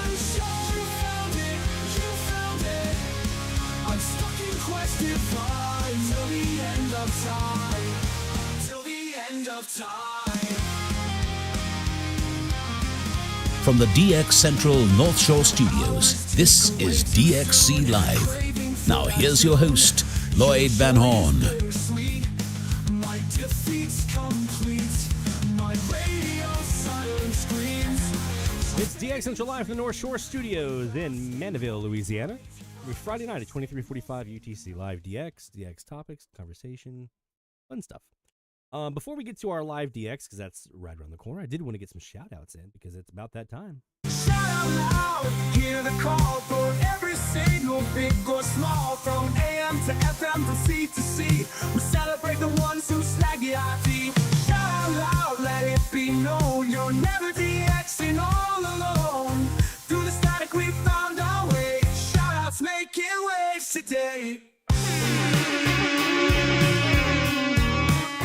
We got the Hornet Victory warmed up and ready for some shout-outs here. So we're going to go ahead and get to some shout-outs submitted by you, the DXers, and the things that you've been hearing over the last week. New countries, new logs, new states, new countries, new kind of gear that you might have gotten, goals accomplished, milestones reached, whatever. Louisiana, Wisconsin stations, Latin American stations, all that stuff. We got you covered here. So we celebrate our successes together here at DX Central Live, and that's what we're about to do now. Let's go ahead and start with Gerard Hart in Niagara Falls, New York. Gerard had a couple of new stations this week. Can't tell. This might have been because of the Aurora, a little southern enhancement here. KAAY Little Rock on 1010. So yeah, that would have been yesterday at 4:45 UTC. I'm assuming. Under WBAL, Airspy HF Plus Discovery and the U-Loop antenna co-channel cancel helped him get that one. And also, at 241 Zulu on the same day, KWKH, Shreveport, Louisiana. No sign at WBBR. So yeah, he got WBBR out, got WBAL out, got KAAY and KWKH all the way up there in Niagara. So very, very cool. New logs for Gerard. So we got two things to fire off for Gerard. One, we got the new logs.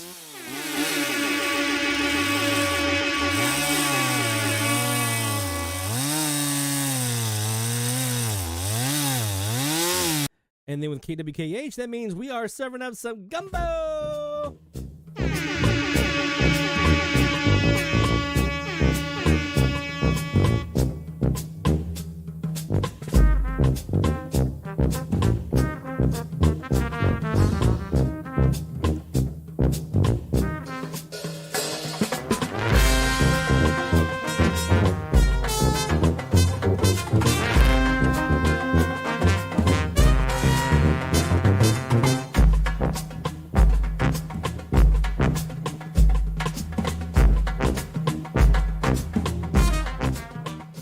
As I'm sitting here reading through all these shout-outs that have been submitted so far, I'm definitely noticing a trend.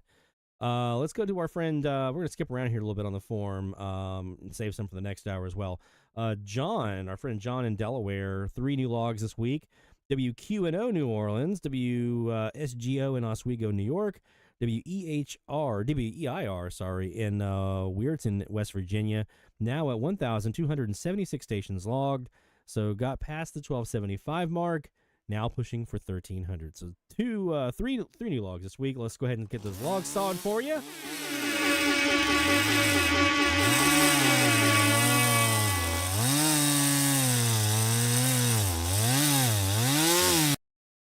And with WQNO here on 690 here in New Orleans, baby, that means we also serving up some more gumbo. All right. Double dose of that gumbo.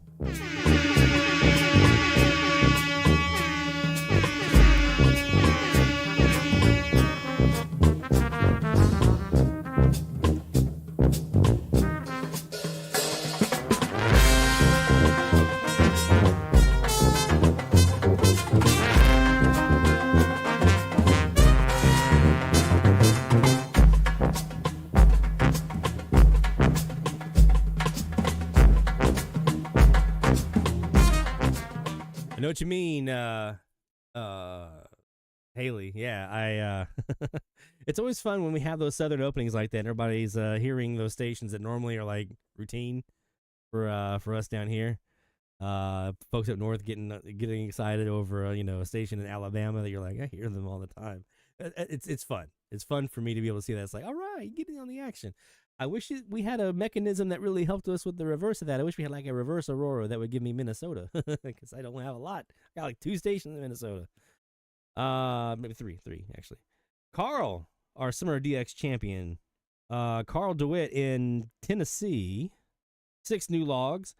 Totals now at 856. 2 new logs on the challenge frequencies, with both of those on 1430 WOWW in Germantown, Tennessee, and WEIR in Weirton, West Virginia. Also, 540 WAUK in Jackson, Wisconsin for a new Wisconsin station. 1450 WLAR in Athens, Tennessee. 620 WDAE in St. Petersburg in Florida.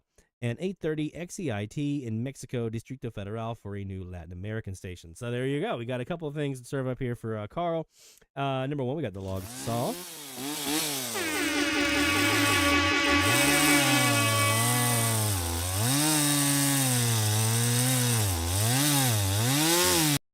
And believe it or not, that WAUK in Wisconsin is actually a regular here. It's weird. I don't have hardly anything from Minnesota, and hardly anything from Michigan, hardly anything really from Wisconsin. Actually, we have more from Wisconsin than I thought. We have like 5 from Wisconsin. But WAUK is like a regular, semi-ish regular here on 540. And when we don't have XEWA blowing us away, if we're on like the North Wire pointing up that way, WAUK is what we hear. That's the dominant station. So very interesting. I did see in there a new station in Wisconsin, so that means we're cutting some cheese, baby.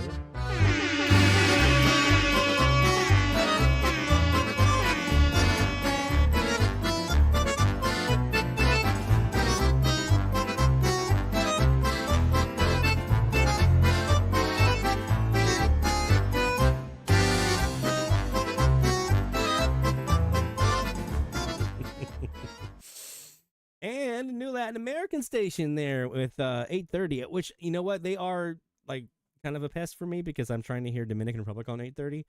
So normally when I don't have my local KGLA in there in the past, Radio Centro there on 830 is the one that takes over. I can't even hear them anymore because KGLA is just...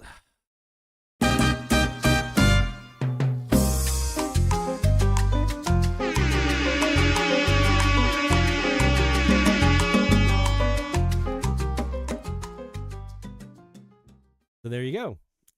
Nicely done, Carl, my friend. Well done. And kudos to all of our shout-outs so far. We got some more to get to here in the next hour. So if you have something you want to share with us, if you have a new log, new state, new country, new Louisiana station, Wisconsin station, Latin American station, all those things, go take a look at the form, and you'll see all the different categories. I mean, basically, anything that you did, we want to hear about it since last week. So it's dxchallenges.com/shoutouts. And again, that's dxchallenges.com/shoutouts.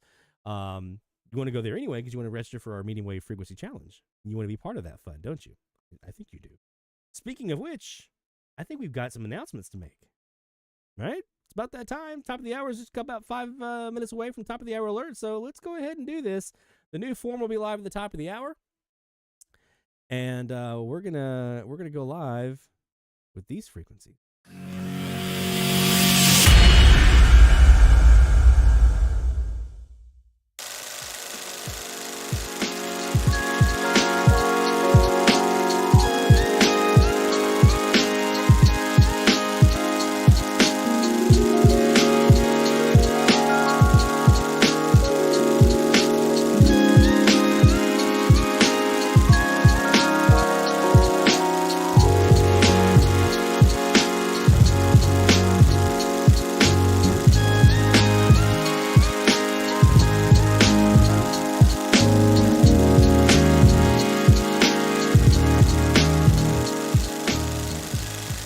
Sacrifice here, guys. So you've heard me say every week so far, we're going through and we're finishing up all the frequencies we didn't get to last season, right? This is one of my, I have a couple here coming up. This is one of my sacrifice weeks. 1350 is toast because of WWWL here in New Orleans. 1360 and 1370 aren't bad. WCOA in Pensacola on 1370 does wreak havoc quite a bit. But 1350 is pretty much going to be just nothing here for me at all. I can probably play with the code channel canceller a little bit, maybe do something there. I don't know. We'll see. Or maybe the channel null on Kiwi, which doesn't usually get rid of them all that well. So we may have a couple of tricks up our sleeve to try to at least null them down enough to get something, because we have heard other stuff on that frequency, just not very often. And maybe we can throw like the antenna in the north wire and do some tricks. We'll see. But 1350 to 1370. Those are our frequencies for the week.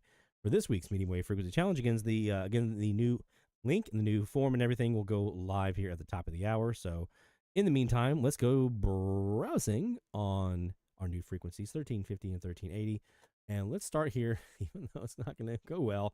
Let's start with, oh, I got the hiccups here. Let's start with our southern-facing KAZ. It's going to just be pointing right at WWWL, man. This is going to be just like blowing them away. Here we go. So I believe that is indeed going to come. Just let me see if I can null them down a little bit. We come back, Steelers, Raiders, Lions, Cowboys. Stick around. It's BetMGM tonight. Well, need to turn my microphone up a little bit. Is that what you're telling me there, John? Coming up on BetMGM tonight with Brad Evans and Ryan Horvat, presented by BetMGM. Let's see if we can get rid of this. In Vegas. It's football season, and now you can get anything you need for game day delivered with Uber Eats. That's actually not terrible. Almost anything. You can't get a running back, but baby back ribs. Yes. Let me know if this is any better. I mean, I'm pushing the microphone into the red here right now on the interface. Let me actually see if I can just turn it up a little bit here on the actual software here. I've got a limiter on the mic, so it shouldn't prevent me from overdriving. But in my testing, I did the level I'm at here should be pretty close to keeping it right at that edge without clipping too bad. But I want to make sure you guys can hear me, so hopefully that's a little bit better. So that did actually null them down a bit. There's not anything underneath there. Right now, at least. And now you can get anything you need for game day delivered with Uber Eats. Well, almost anything. You can't get a running back, but baby. Uber Eats. All right, so let's go check 1360 now. Now, that means I'm going to have to limit myself to upper sideband.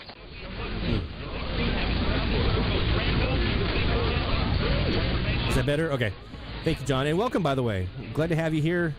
New viewer on the stream. Appreciate you being there. All right, we're sitting on 1360.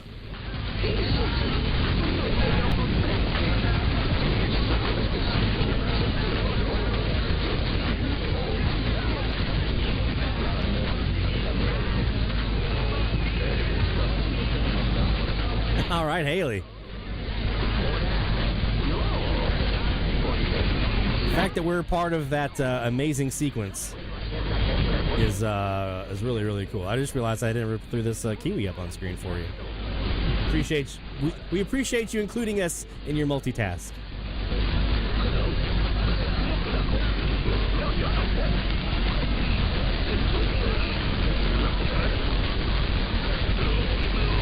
You know what that time is? DX Central Live top of the hour alert. It's top of the hour time frame, so we're looking for IDs here on 1360 and 1370.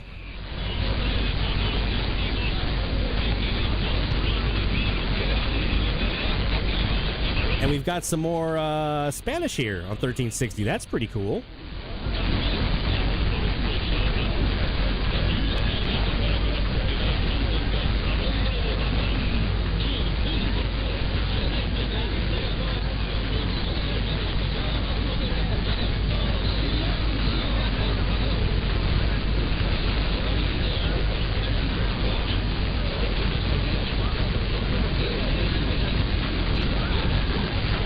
David's Radio Room. Not sure if you saw the chat earlier. Just shoot me your last name. I need to know that so I can reset your account.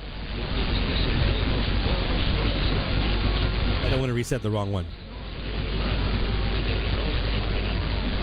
Where is Bill? He's okay.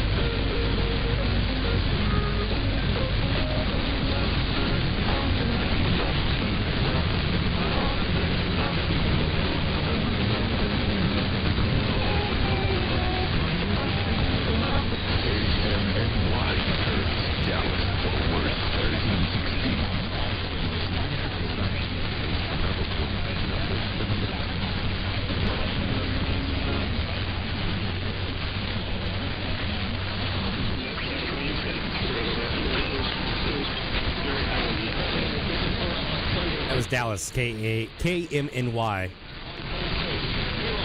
Hurst.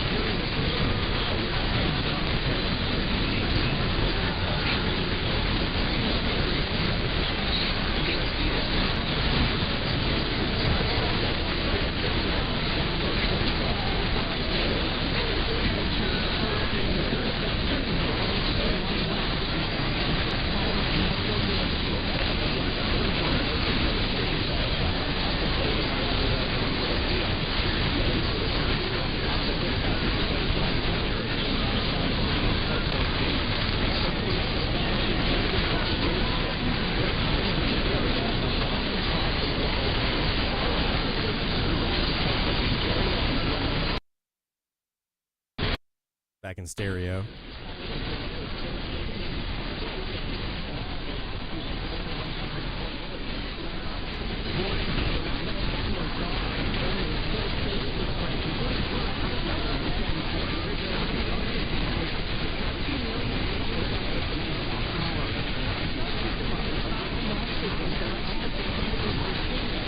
Nice, Dennis. Hey, David. Yes, we are. Listening for whatever we can hear. DX, hopefully. Anything domestic is good too. We do some challenges every week where we try to focus on a frequency or two or a range of frequencies. We're doing 3 now.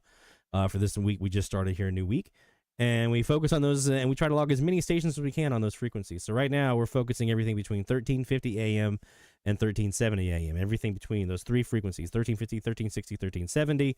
And we're trying to hear as many stations as we can. Even if we've already heard them, we still submit them in for the challenge. Let me just go over here really quick so that I can do this. Not that, Lloyd. Come on, man. Get your stuff here going. Let's do this over here and this guy here.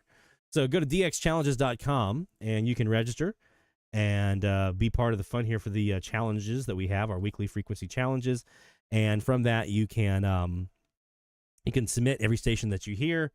And we, at the end of the year, we look and see who heard the most stations and the most states, all that kind of stuff. It's a lot of fun.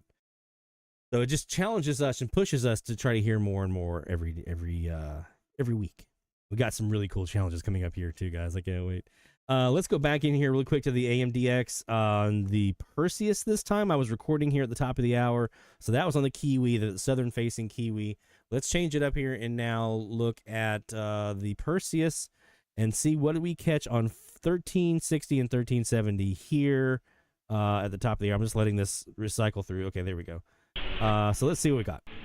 Starting with 1370.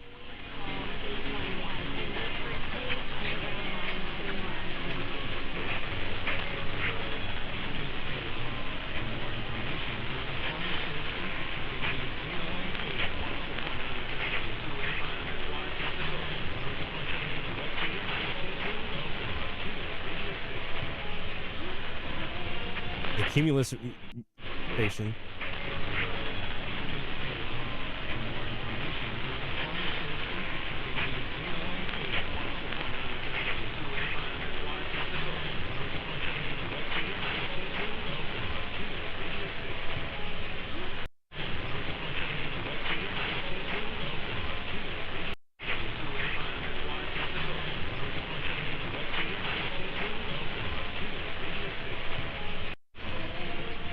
Trying to figure out who this is.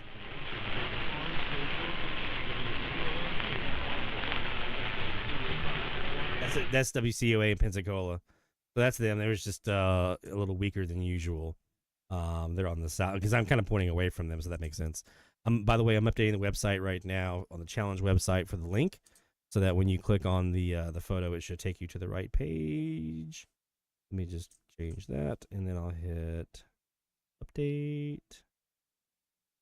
And that should save now. Okay, so yeah, if you go to the dxchallenges.com website and then click on the medium wave frequency challenge, the current one, you'll see a season 4 page. And then if you click on the image there for season for week 4 rather, you'll have that. Let me change that picture out now so we have that as well with the right frequency. So now we should be good to go.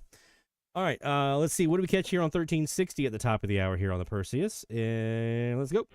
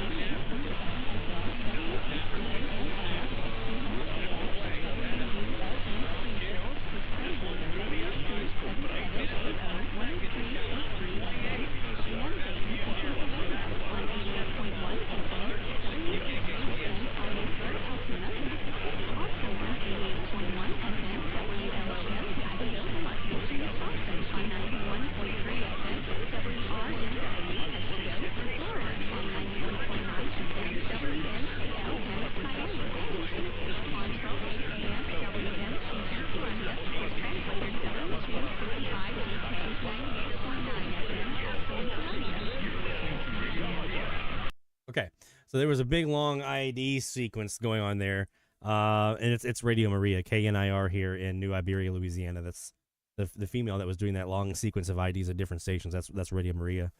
We had KMNY.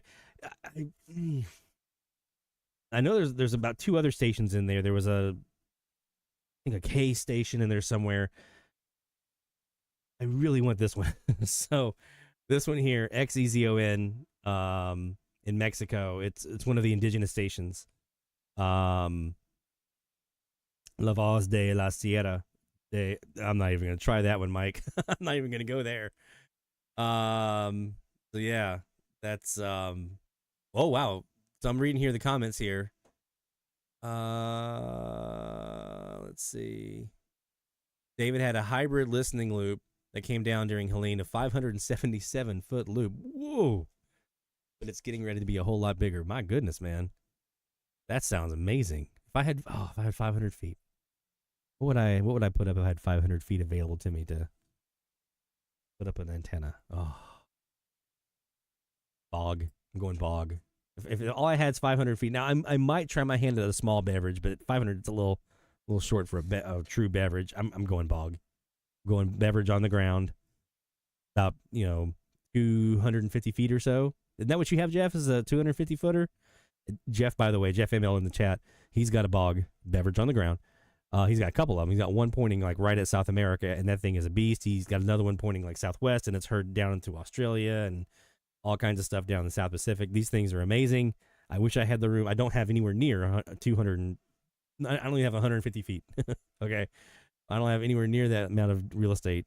And so my dreams always take me to, maybe I should go find myself a plot of land, 10 plus acres, somewhere in there, and just put one of those sheds, like you get like Lowe's or Home Depot, one of those sheds in the middle of it, and a Starlink connection for internet, and just make sure there's power on site at the property, and just put everything in that shed, computers and PCs and everything remoting in, so I can do remote access to everything, and antennas galore. What a daydream. That's... You guys wonder when I'm sitting here DXing sometimes what I'm thinking about? That's it. It's big 10, 15, 20 acre tracts of land with a shed somewhere on there filled with gear and just antennas, beverages, fogs, KAZs in all directions. A guy can dream, can't he? Let's take a quick break, and when we come back, we're going to do some more live DX. We're also going to get some more shout-outs. We're going to do some FMDX here at the top of the hour. And we're going to talk about this guy that I have here. We're going to talk about this teeny little guy here. You can't really see the wire all that well because it's tiny 30 gauge, and it's probably a little blurry there. Yeah, there we go. See that transformer right there? It's a 16-to-1 transformer. We're going to talk about this when we come back on DX Central Live. So don't go anywhere, my friends. More DX is heading your way.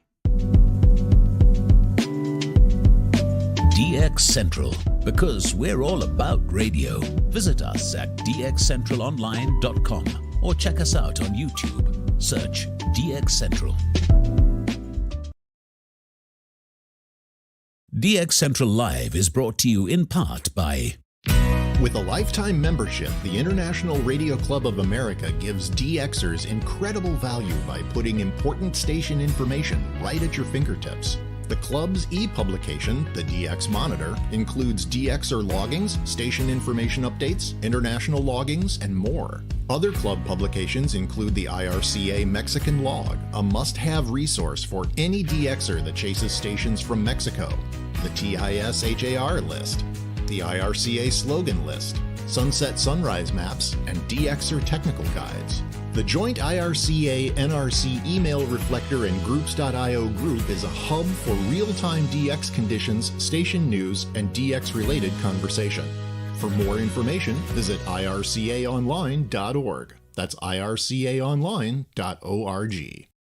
From long wave to satellites, medium wave through HF, ham radio to scanners. If you can DX it, the Spectrum Monitor has you covered. Editor and publisher Ken Reitz has assembled a who's who of radio writers to share their knowledge and expertise from a wide range of DX-related topics. Each month, the Spectrum Monitor's columnists dive into their specialties to give readers tips, tricks, the latest news and station updates, and more. The Spectrum Monitor also provides a monthly assortment of feature articles that give in-depth insight into the past, present, and future of DXing. You can get a full year of the Spectrum Monitor for only $24. Individual issues from the current year are available for $3 each. You can also purchase previous years of the Spectrum Monitor in their entirety for as low as $12. For more information, visit thespectrummonitor.com.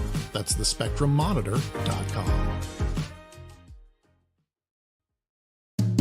For more than 90 years, the National Radio Club has been at the forefront of providing DXers with the latest in station news, DX-related technical information, and reception reports from DXers around the world.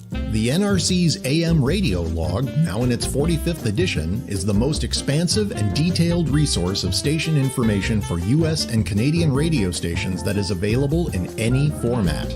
The club's publication, the DX News, is available in both print and electronic format and provides the latest information on call letter and format changes, construction permits, and other information to help keep DXers informed of the latest updates they may hear on the air. For more information, visit their website at nationalradioclub.org. That's nationalradioclub.org. Through crashes of static in quiet hours, we listen. In languages we can scarcely understand, and of places we have only visited in our dreams, we listen. Incessantly, we perfect our array of aerials, receivers, and resources. We refine our skills and our techniques so that we might listen. We are DX Central, and we're all about radio. Visit us at dxcentralonline.com or check us out on YouTube. Search DX Central. Keep up with DX Central. Follow us on Twitter at DX Central.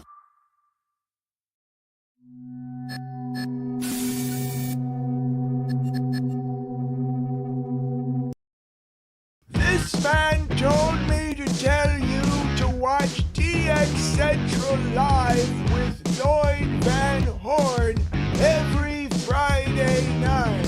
I can't feel my face.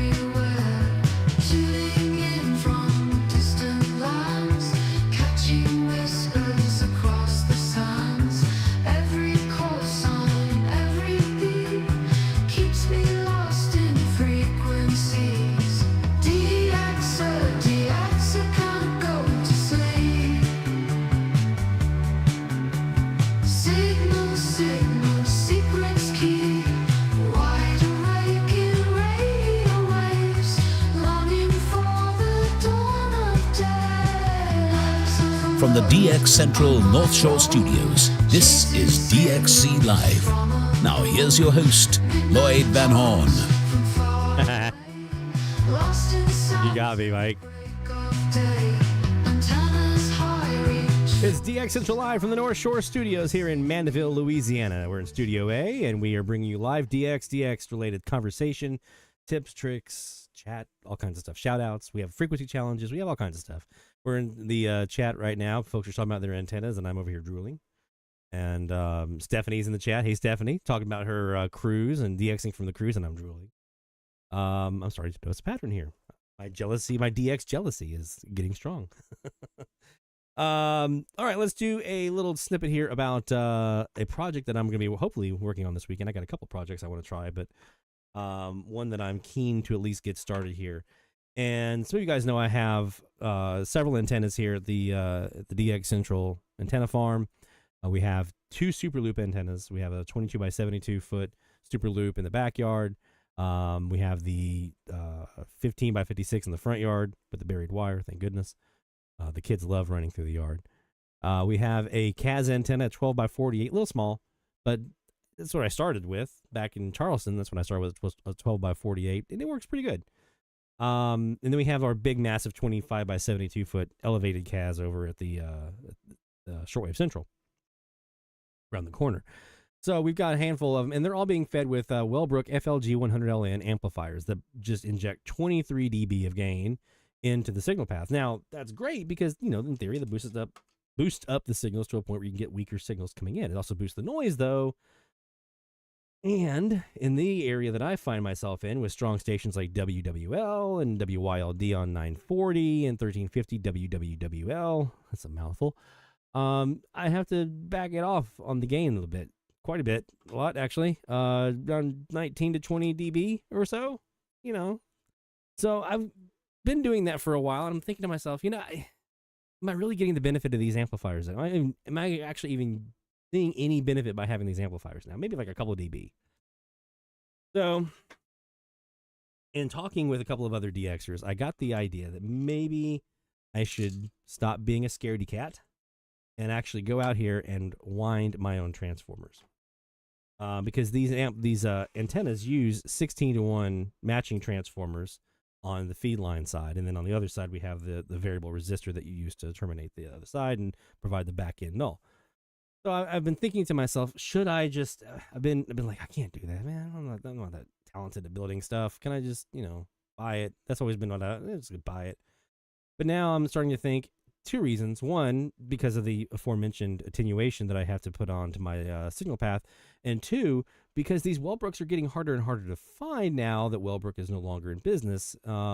It's one of those things. I'm like, I'm just one lightning strike away from having no antennas and not having an option to replace them. So the thought occurred to me. I was like, maybe I should just learn how to do this, put on my big boy pants and learn how to do this. So here's what we're going to be doing hopefully this weekend. I'm going to be taking this little box right here, this little project box that I got off of Amazon. I've been using this now for 4 years for like my variable resistors and different components and things like that. So this is a waterproof box. It's got a seal on the inside, screws on top, put it in your components in here, and then it seals it down. And I'm also I have some silicone RTV as well that I'm going to use to waterproof some of the connections and places where I'm drilling and things like that. Inside of that box is going to be my transformer. Now, and it's kind of hard to see, but we're basically taking one of these little binocular ferrite cores here, which I was giving my wife a lesson on these this week. I was teaching her about this stuff. These ferrite cores, tiny little guy, right? And we put some windings in the ferrite core, some of this 30 gauge magnet wire we have here. Very, very tiny, very, very small, right? And you use a certain number of those windings. In this case, this antenna requires a 16-to-1 matching transformer. Why does it require that? For those folks who are maybe new to the concept. So what basically happens is when you have, let's say I'm using a 50 ohm feed line coax. I'm using RG8X 50 ohm coax from the shack to my antennas. Well, that's at 50 ohm on one side. The other side, the impedance is like 800 ohms. Okay. They don't like each other.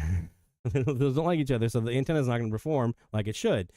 So you have to have a way to match those two, and that's where these come in. And that's a 16-to-1 ratio, by the way, 16 1 between 850. So how then do you wind this transformer? You need a 16-to-1 matching transformer.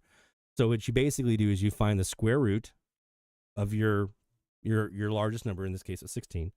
You find your square root of your number, and that gives you a 4-to-1 ratio. So for every turn on the low impedance side, where the 50 ohm feed line is, you do 4 turns of wire on the high impedance inside, where the 800 ohms is for the antenna. So you first do your high impedance. So you do, in this case, you would do like, let's say 20. The ratio I've seen everybody use on these is about 20 to 5.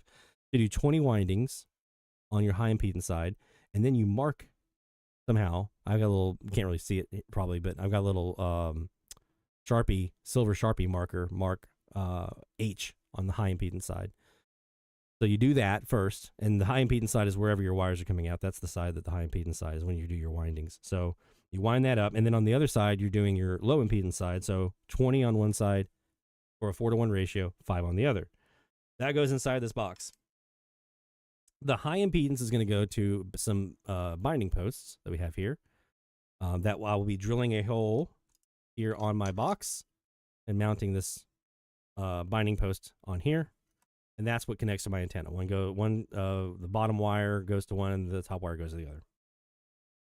And then on the other side of my matching transformer, you have, and in this case I'm using SO239s. You can use B and C or whatever you need, F, whatever you use on your coax. Mine's SO239 for my RG8X. So one of my wires goes to the center pin. I solder that on here. The other side goes here on the little ground pin and for the shield, and then that's it. That's now the hardest part is winding this guy. This is actually a 16 and 4.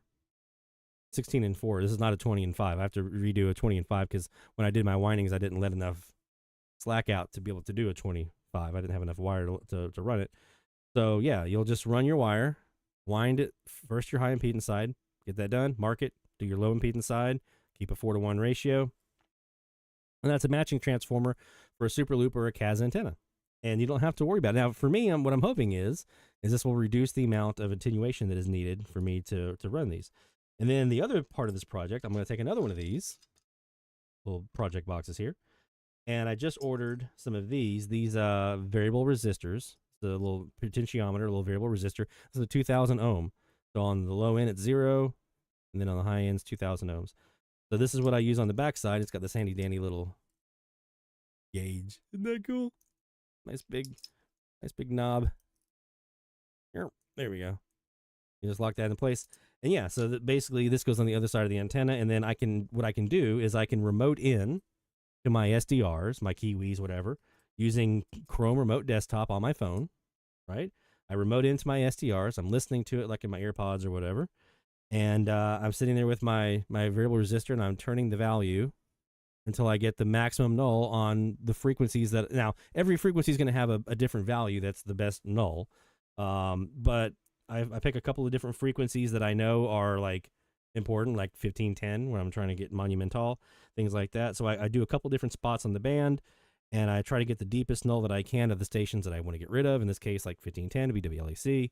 If I'm on, let's say, 840, I'm trying to get rid of the BHAS, things like that. I'm just trying to dial in that resistance to get rid of those as much as possible and throw as much of the opposite side in there into the signal path as possible. So that, my friends, is my project for this weekend. I'll be doing some variable resistors.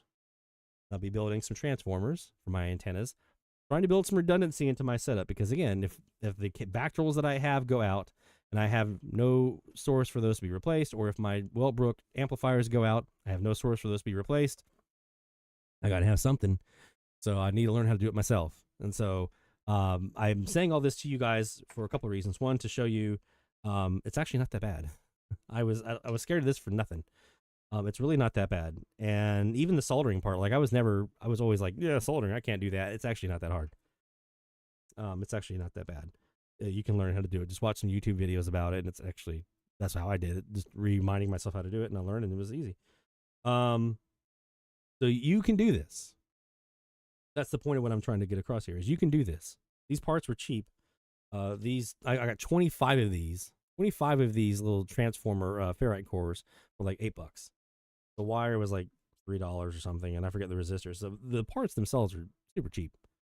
But you can do this. You can wind your own transformers. You can make your own variable resistors. You can build your own antennas. So you would need the variable resistor on one side. You need your transformer on the other.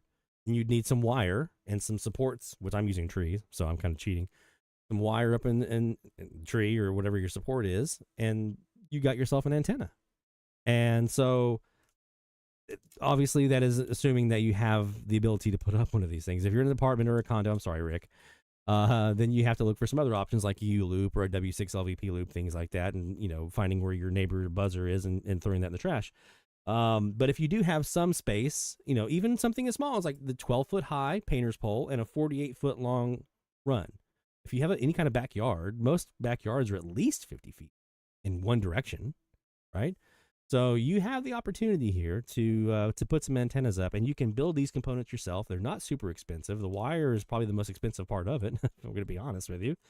And then you're good to go. Now, we do have a video here on our YouTube channel that talks about the process for building those variable resistors. So you'll definitely want to check that out. Just go here on our YouTube channel and search variable resistors. And it talks about how to build those and how to do the different connections and which pins you want to connect it to and that kind of stuff. And I'll be doing one for the transformer winding as well, because I think it's important that people know this stuff is actually a lot easier than we probably think it is. I remember reading, when I was a kid, I'd read the DX News from the NRC, right? And I'd read all these articles from like Mark Conley and Bruce Conti and all these other guys. Speaking of Bruce, his website, Bamlog, is where I learned how to do this. Winding my own transformer. This is a website right here, Bamlog. I'll throw the link in the chat. This is where I learned how to do this. He's got some nice close-up pictures of these things. He even uses an old food container here. That's awesome. This is where I taught myself how to do this. This in a YouTube video just to make sure I had the visual right. And there you go. You can do this. You can learn. You can teach yourself. We'll be doing some videos, like I said, to go along with this, to help you along the way and provide some visuals. If you're like me and you like to see it, like, oh, okay, now I see that. That works. We'll help you with that. And you can do this. You can make your own antennas for AM, HF, long wave, whatever your pleasure might be. All right, so that's my little discussion about the matching transformers. My projects. So that's hopefully what I'll be doing this week. And I have to clean up my workshop a little bit. It's gotten a little piled up over the summer when it's hot like it is here in southeast Louisiana in the summertime, and you're doing something outside. You're like, I'm just gonna sit this here and deal with it later. You don't actually want to put it away because it's crazy. Jeff over here in the chat saying that the loop on the ground and beverage on the ground antennas have been a game changer, completely stealth and high signal to noise ratio. I logged New Zealand and Australia this last 2 weeks on the beverage on the ground. See? And the design on those are not difficult. You can buy some of the components for it as well, but the design of those is not difficult at all. Looking at the shout-outs, we got some more room in here for shout-outs, so get yours in. dxchallenges.com/shoutout if you have new logs, new countries, new stations, new states, new Mexican states, all those things. If you have those to share with us, please do submit those. We'd like to give you a little pat on the back and a little bit of a high five. Speaking of, let's go ahead and do some more shout-outs here real quick. Shout out loud, hear the call for every signal, big or small, from AM to FM, from C to C. We celebrate the ones who slag the IP. Shout out loud, let it be known, you're never DXing all alone. Through the static we found our way, shout outs making waves today. All right, we're looking at our shout-outs. From our good friend Sean Cusco. You hear his voice on our sponsor ads here on DX Central Live, and you actually see him in the intro. I have a little side-by-side, me and him interviewing each other about a project we worked on a couple years ago. So I believe that's already been 2 seasons ago. Got some good shout-outs in here for Sean, though. 14 stations for this last week's challenge, the one we just wrapped up, including 6 new logs, 13 new logs total this week. See if you catch a trend on some of this. 790 KBME in Houston, Texas.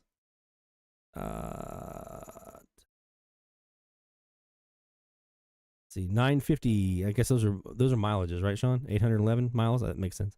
950 Radio Reloj in Camagüey, Cuba. A little over 1,100 miles. 1,000 KSTA in Coleman, Texas, 842 miles. 1230 WCOS in Glasgow, Kentucky, 248 miles. 1380 WKJV in Asheville, 438 miles. 1430 KROL, Carrollton, Missouri, 284 miles. 1430 WYMC in Mayfield, Kentucky, 228 the mileage. 1430 WTNA in Altoona, Pennsylvania, 520 miles. 1440 WIBH in Emma, Illinois. That's 190 miles. 1440 KFTX in Livingston, Texas. 745 miles. 1440 WKLV in Blackstone, Virginia. 592 miles. Distance record this week, 730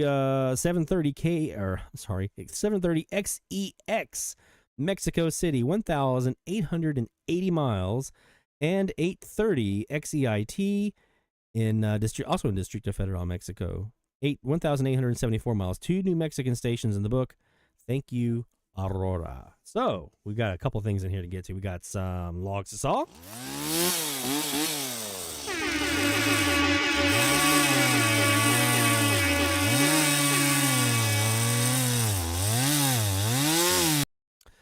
And we've also got, let me just double check the states here. No Louisiana, no Wisconsin. But we do have this. We got some new Latin Americans in there for them.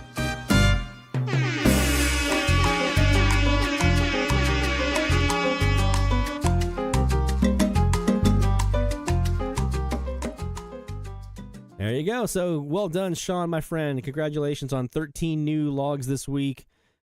14 for the challenge, and some new long-distance stuff in there as well. Well done, my friend. We've got a new one that just came in here for our friend Walter Johnson. Again, you can get yours in dxchallenges.com/shoutout and get those in, and we'll get you a high five here on the air, a little virtual.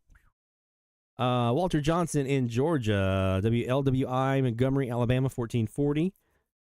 And that's about 152 miles for him. And WZYX in Cowan, Tennessee, also 1440. And that's a distance of about 358 miles. So well done, my friend. 2 new ones for Walter.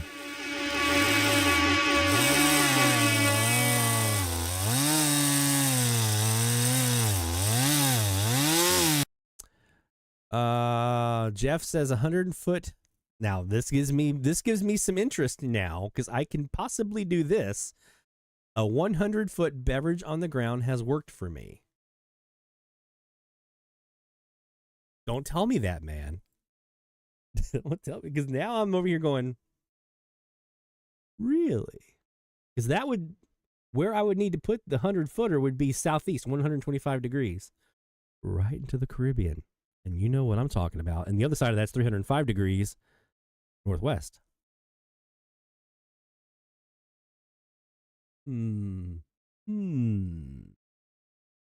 And that spot, actually, I don't know if it makes any difference, but that spot kind of a little gully-ish, so when it rains, there's a lot of water there. Maybe a little water enhancement. I'm just kidding. 100 foot, huh? 100 foot, you say? May have to go over there and try that out. All right, Walter, good job, my friend. Nice to get those shout-outs in again. Shout-outs, submit those in. It's at dxchallenges.com/shoutout. That's where you submit your shout-outs and get those in. Dev says, I've tested a 100-foot bog, beverage on the ground, and it has directivity and nulls well to the broadsides.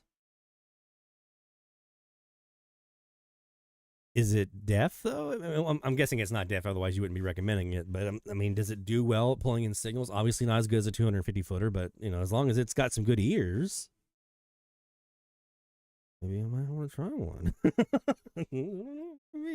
I know, is it DX Engineering sells those reversible beverage on the ground kits? So you can actually do the reversible thing without having to do any other changing.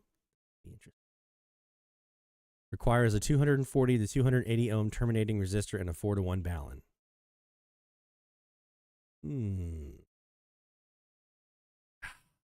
Wish I hadn't heard you say that, because that's...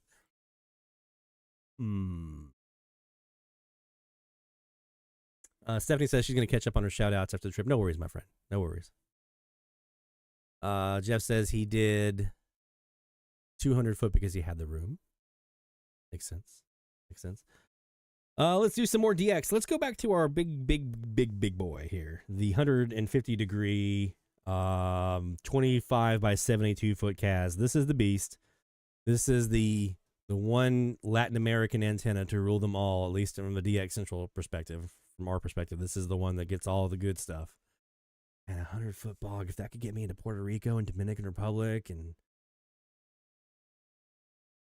I may be changing my plans for this weekend.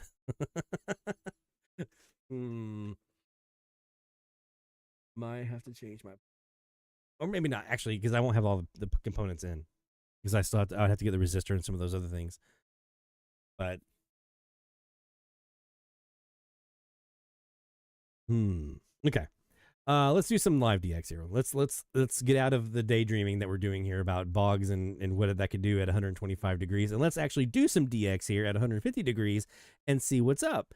I'm going to break out of our challenge frequencies just for a moment, and we're going to go back and do some more spot checks to see if we still have any kind of enhancement down south by starting out here on 1510 and seeing if we have Ecuador coming in. Let's check it out. Down payment instead is also going to bring down your overall payment. So you're asking, should we use some of the equity in our home? I'm wondering, why don't you use all of the equity in your home to use as a down payment on the next one? That's what I would do. It's what I have done. I've never purchased points. I don't think it's worth it in most cases. Yeah, put on the down payment. You've got to do a break-even analysis to figure out, all right, if it costs me $2,400 to buy down the mortgage by 1 point, and that saves me $36 a month. That is definitely underneath WLAC there, who's on top. That's Radio Monumental. $2,400 back in interest. Then you'll make that $36 back a month. So I don't think it's worth it for most people to wait 6 years to break even. Because by then, the rates will have probably fluctuated, come down, you can refinance and do a break-even analysis on that. Yeah, that's... What I would do is I'd get with Churchill, because one of the hamster's on the wheel and it's turning, and you can probably hear the squeak. Churchill Mortgage, by the way. They're going to form a relationship with you, and they're going to help you. I have to try that. And the Ramsey way. So filter this through them. I have to try that out. Make sure that you're just not. At the very least, tomorrow I'm going to have to break the tape measure out and do some measuring to see where I have that room. But it doesn't mean it's my only option. And don't do anything out of desperation, because we got to get the house. Absolutely. And they can help crunch those numbers and do the break even with you and show you, hey, listen, you can do this. It's going to I didn't think you could go that short. Probably not worth I thought it was like a 250 foot minimum. If you don't understand, I didn't know you could do a 100 footer. That's a good life. Very, very interesting. Principle, right? Love it. Let's go back down low end and let's check 780. Is WBBM coming in?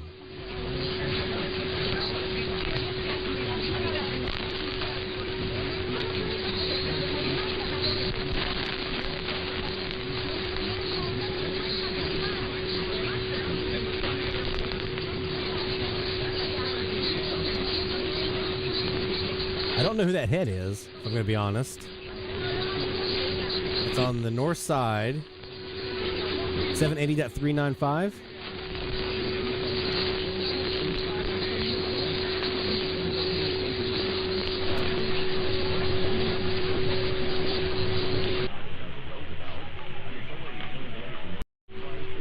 And I am seeing it on the Perseus too, on the 195 degree, but it's definitely way more pronounced on the Kiwi, 150 degree.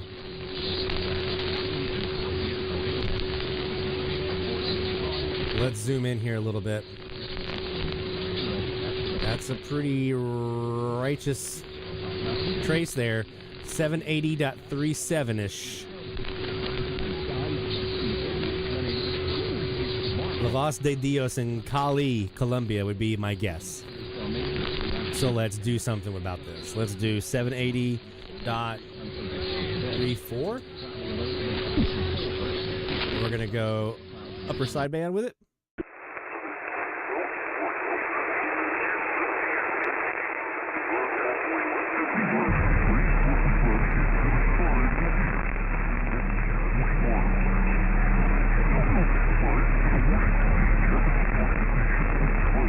So here's what we're going to do real quick while we're pulling that up. I'm also going to pull up here 780 La Voz de Dios, Colombia.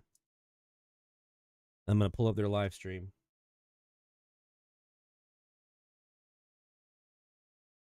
So this is the live stream from them right now. I'm going to turn this down a little bit. I'm trying not to get the copyright strike again. Okay, so we have a female vocal.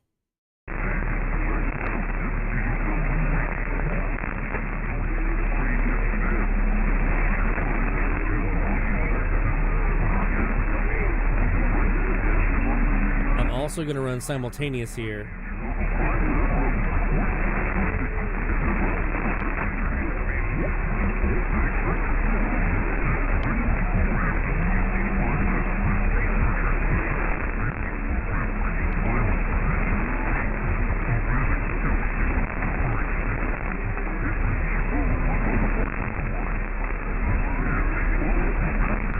I was trying to find myself a spot on the Transworld Radio Bonaire SDR.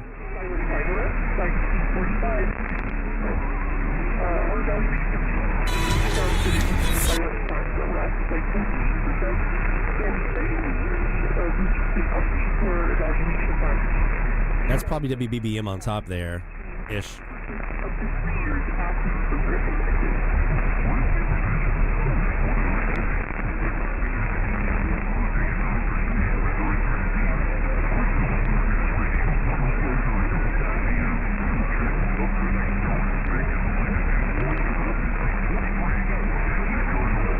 Got myself in the queue for that Bonaire Kiwi.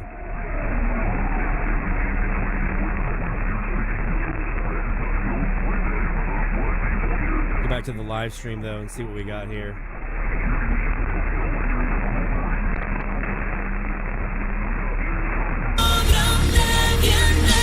Okay.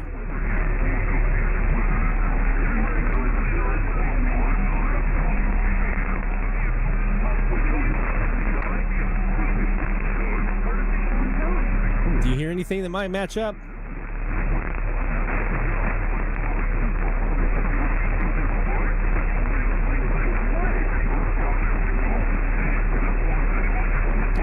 We got some FMDX to do, by the way. Haven't forgot about that.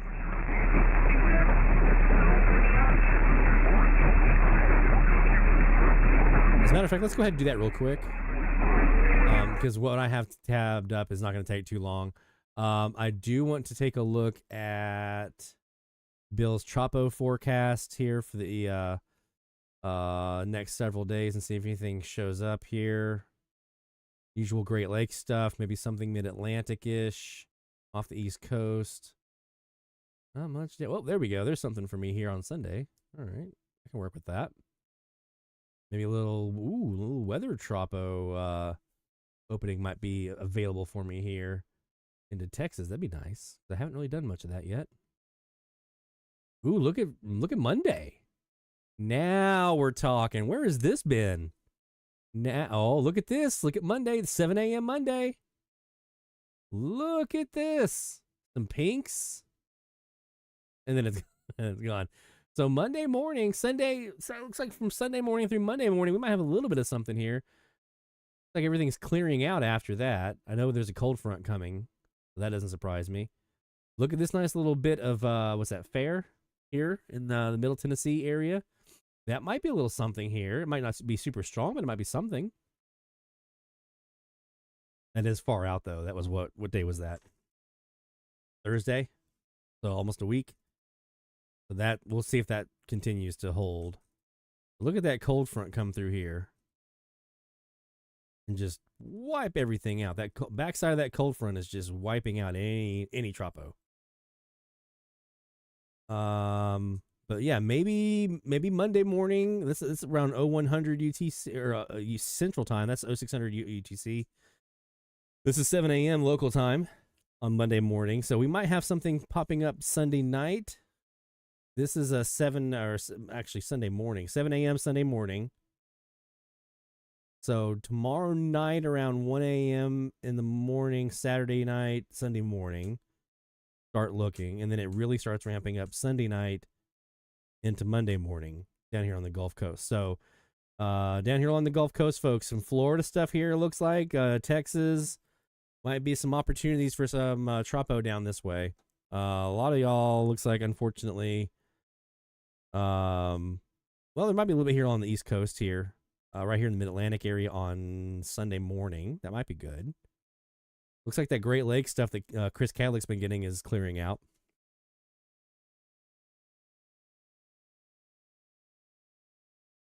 Excuse me.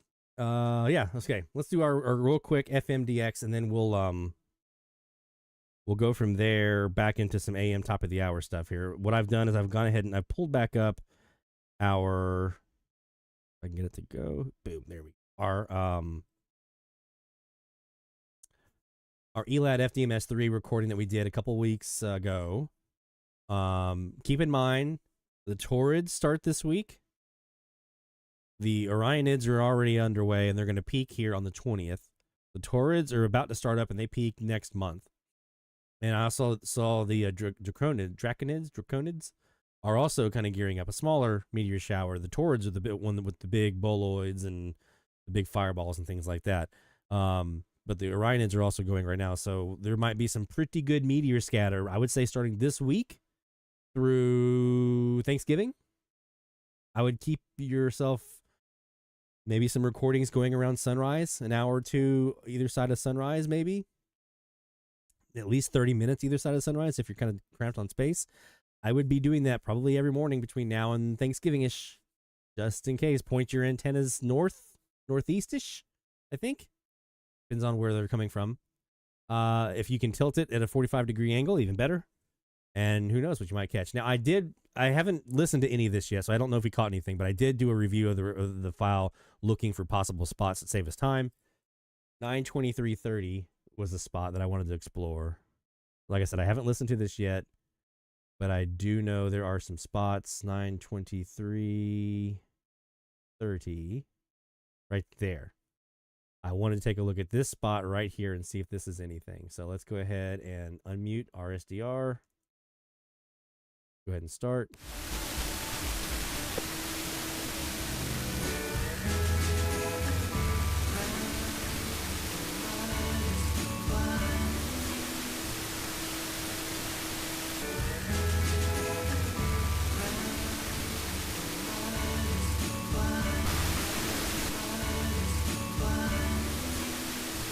I don't think there's going to be RDS on this one.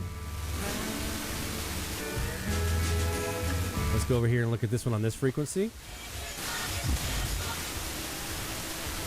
That's 92.1. Now this could be tropo scatter because this 91.5. That's 91.1. That's probably KLSU in Baton Rouge, is my guess. Like Democrats and even understand and even ooh, oh come on. Here's where we're going to do that little sequence where we just sit here and kind of loop it and see if we get that RDS decode to happen. understand they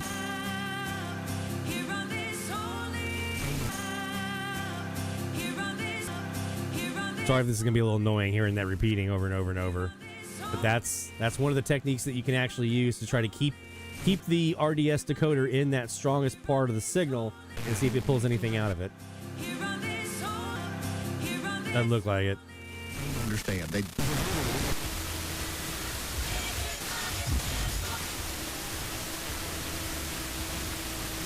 Okay, so we had a couple of bursts there. Nothing really came out of those. We didn't have anything identifiable. No RDS. The second one was at 1033. Let's go ahead and take a look at that now. A bit higher up.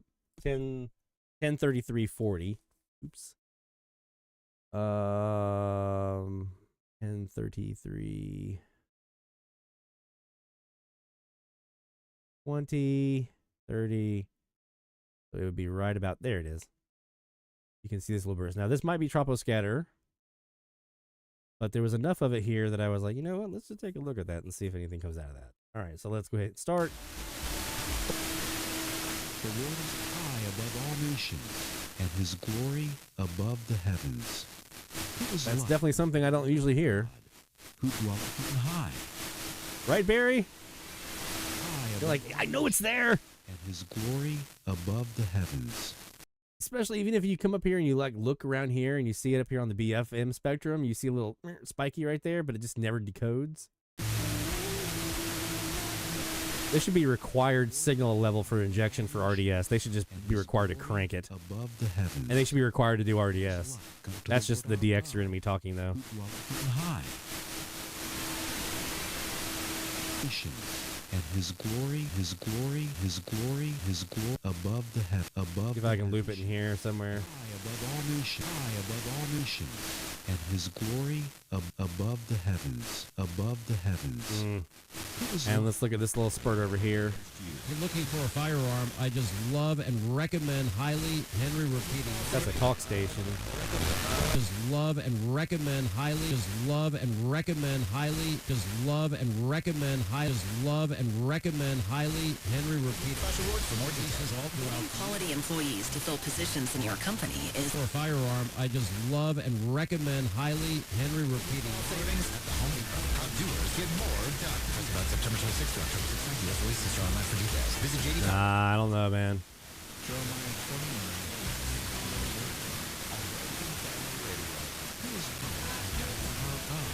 It's AFR.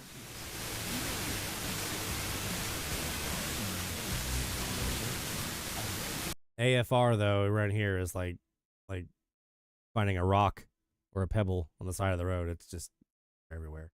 One last look we'll take here before we hit to our top of the hour alert in our next DX session. Let me see if I've had any RDS decodes over the last little bit. We did get WKKO here in Toledo, Ohio on 99.9 around 12:30 or 12:22 earlier this afternoon. That's nice. There's a new one. That's new. 95.1 WNKS in Charlotte. I don't have them here. That's a new one. So that's in my my RDS decode log. So I can probably, I would assume, well, no, because I've stopped it. I was gonna say I should have been able, if I hadn't stopped the live and gone to recorded, I could have gone to 95.1 and seen if that that showed up at all. Was it a screenshot of that RDS? But that's new. That's new. That's definitely a new one, WNKS. That's a station I used to listen to when I lived in Greenville, South Carolina. So, all right, we'll get that one logged in there. But that is a new station for us, thanks to a little RDS magic on the auto-logging version of SDR Console that I've set up here. Let's go back into our KiwiSDR. It's almost top of the hour time frame. Let's see if we can hunt down this Colombian here on 780, and then we'll go back to our challenge frequencies.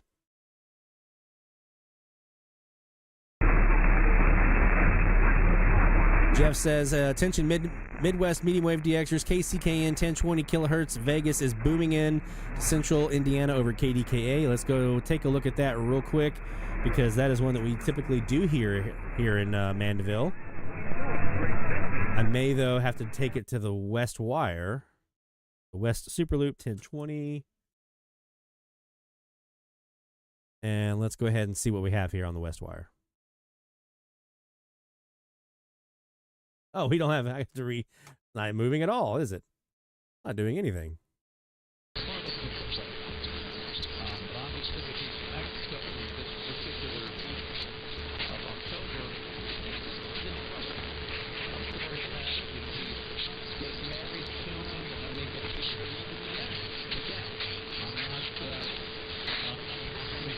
They must be skipping over top of me to get to you guys because I don't have them. Normally they're dominant.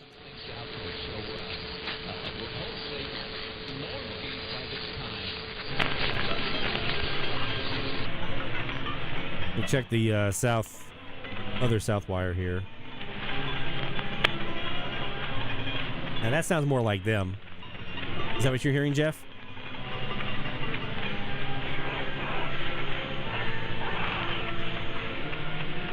That sounds more of what I would expect to hear out of them.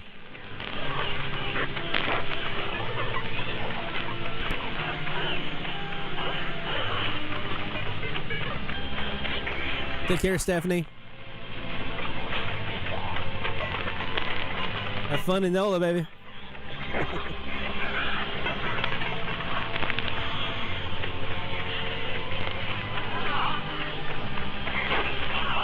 Yeah, that sounds. That's.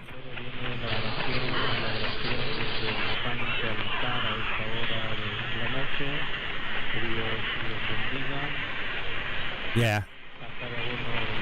Yeah. You have the Spanish preaching or teaching there, so that's definitely them. We get about 20 seconds away from our top of the hour here. Let's go back to what's that? What's all that stuff there? That's interesting. Let's go back to 14 or 13. Let's do 1360. We didn't do that last time. Let's do 1360 and see what we got here for our last top of the hour alert here tonight. DX Central Live Top of the Hour Alert.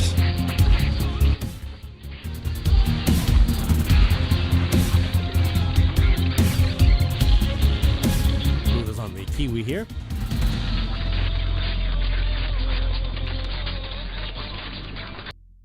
We're going to throw this in the upper sideband.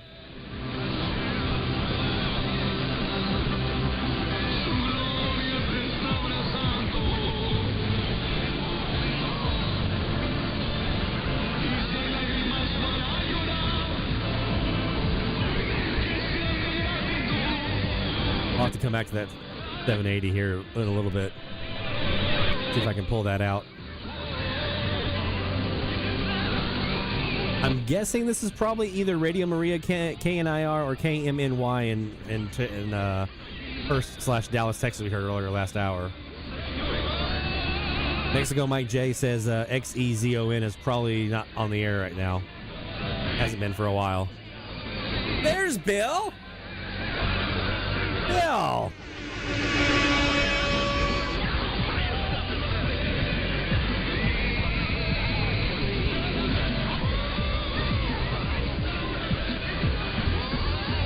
Welcome, my friend.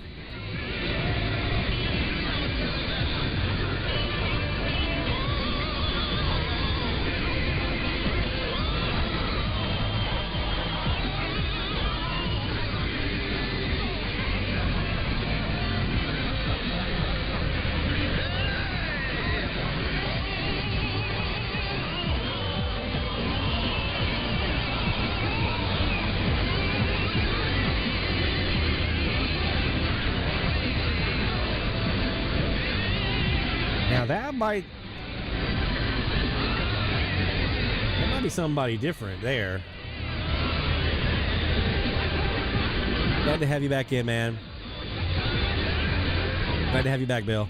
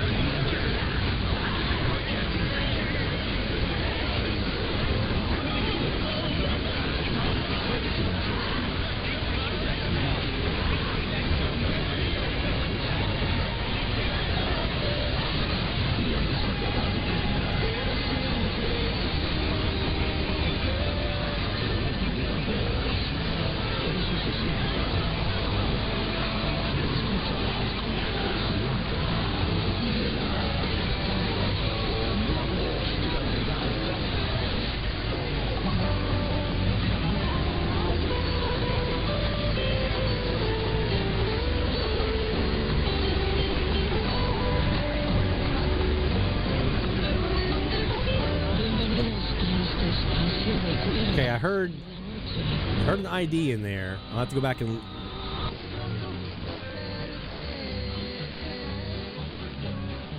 one is that now?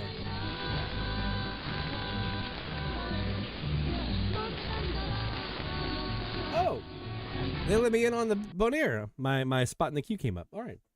Put that back at 780. There. So I don't know who. I'll have to go back and check the stream and see. I did hear like a FM translator ID in there, but I didn't have Tim's website pulled up. Tim Trump's website.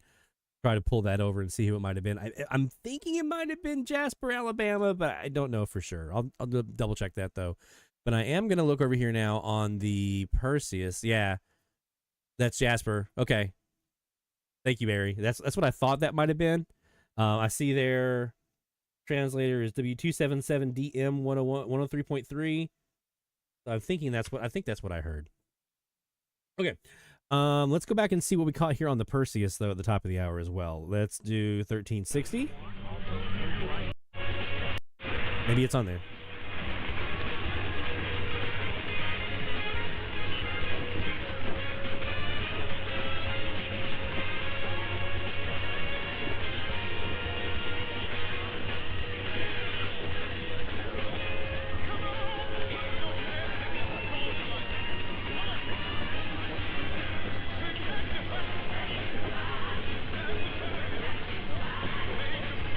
It's got to be them, yeah.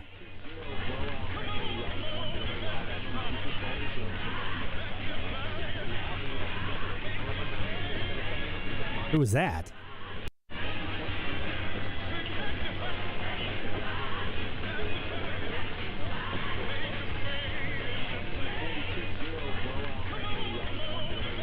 There was a W20 something?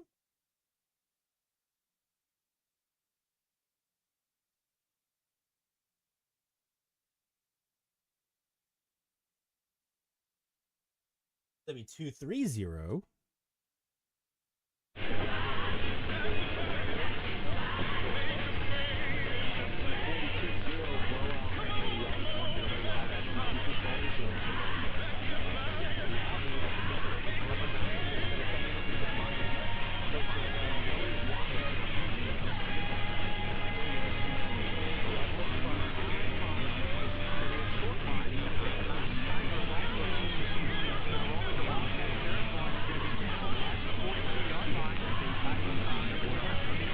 That might have just been some football score type stuff.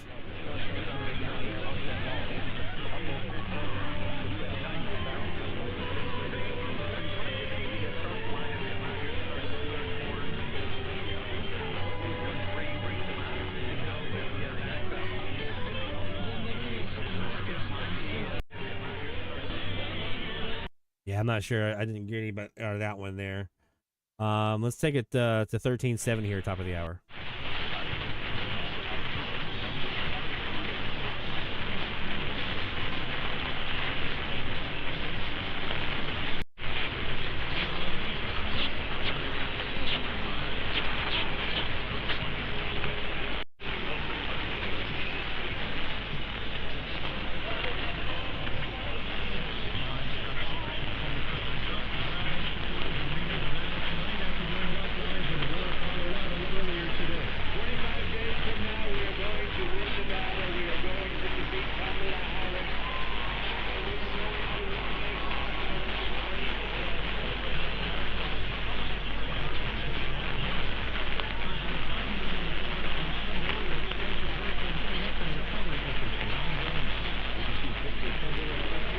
On the news, I didn't hear an ID. That's probably COA anyway. Stuart, hey Stuart, nice to see you there, man. That was a W230. That would be an FM translator on 93.9. Let me see who that was. That was there. It was Mississippi. Yeah, W230CS. But in listening to it, I'm thinking maybe it was a high school football score or something along those lines. I don't know if that was actually an ID there, so I can go back and double check and listen to it and see if I can pull anything out. But yeah, 93.9 would be that if it was on. If that was the translator there, what they were saying, it would have been on 93.9. Very nice, very nice. All right, let's go ahead and get ourselves back to It's regulation here, standard attire here with the blue lighting. All right. So plan for the rest of the night here is going to be to do some more scoping out on the challenge frequencies, which actually I found out. Some of you guys know I'm tracking now because one of my goals is actually to have a log on every frequency within like last season or this season, right? I did a check and I actually found what was that count? It was 16 frequencies where the most recent log on that frequency, new station logged, was like 2 seasons ago or more. So I'm talking like August of 2023 or before that. Okay, was once we got to September 1st, 2023, that was a new season. That was last season. So 16 frequencies where I haven't had a log since at least the season before last. Both 1360 and 1370 are on that list. 1370, my last log was 3/4 of 2023, so that would have been the season before last. 1360, my last log was December 19th, 2022. So that would have been the same season, technically, but 2 calendar years ago almost. So I got some work to do, looking for some new stuff on these frequencies. So hopefully I can get both of them into the logbook, and I can get some new stuff in there, and that will give me 14. Here's the fun part: 1430 that we just finished up. I hadn't had a new log on that frequency since December 4th of 2021. I was really hoping I could have some good time to get in there and do some work on 1430, but I just didn't hear anything new. So hopefully 1360 and 1370 treat me better this week. While we're looking at the logbook, let's go ahead and do our shout outs for ourselves this week here at DX Central. Hear the call for every single big or small, from AM to FM, from C to C. We celebrate the ones who slag the IT. Shout out loud, let it be known, you're never DXing all alone. Through the static we found our way. Shout outs making waves today. All right, we're going to do our shout outs here from DX Central. We didn't have a lot, but we had a couple things that were fun. Two new ones. You guys already heard about Radio Santa Marta in Colombia on 640. Talked about that earlier. We did the discussion on the solar conditions. The other new one came in, I guess it was Sunday? Yeah. XEMAB in Ciudad del Carmen on 950. Now, that's not just a new log. We'll go ahead and fire that off, though, for the new Colombian.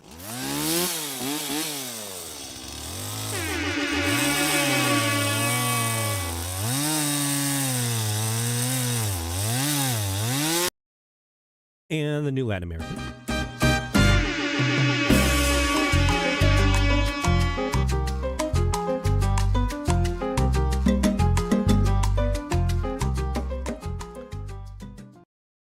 However, 950XEMAB is in the Estado de Campeche. And that's a new one for me, baby. Yeah! New Mexican steak!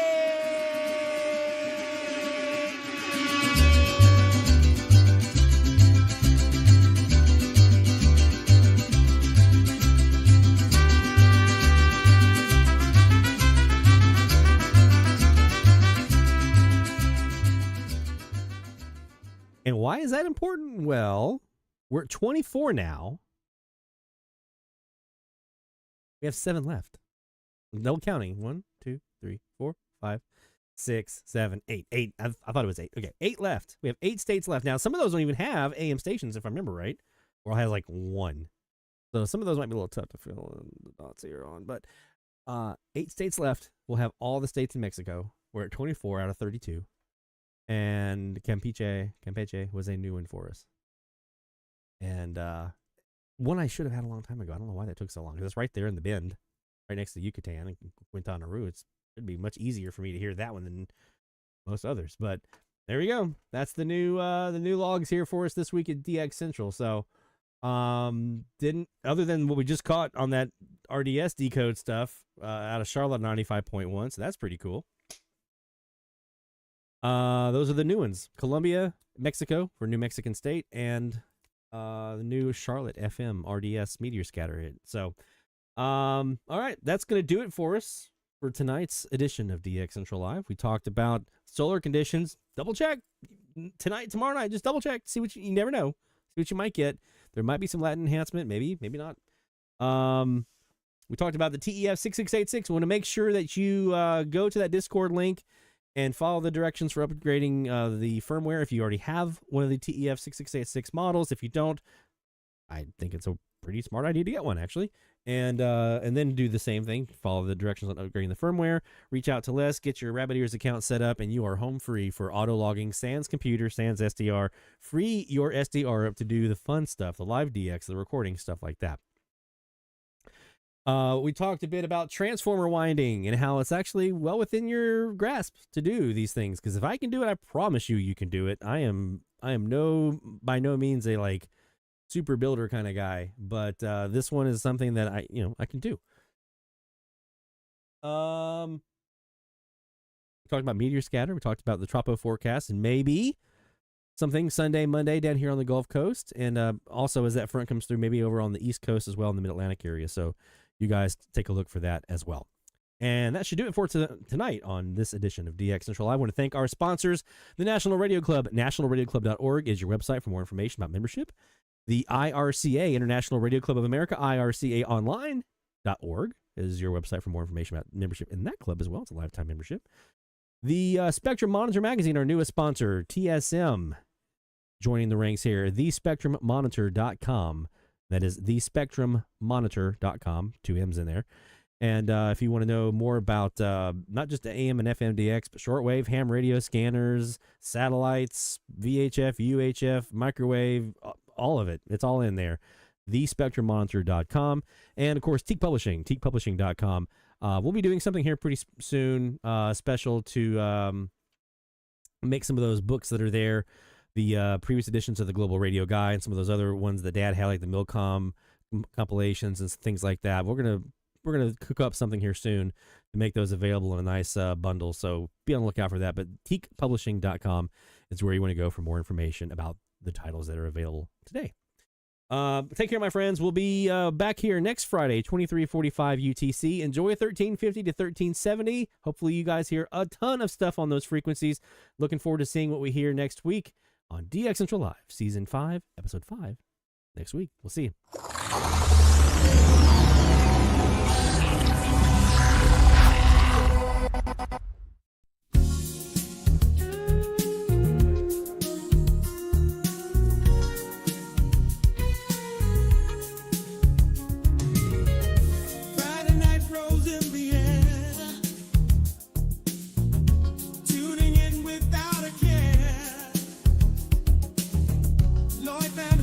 Takes the stage.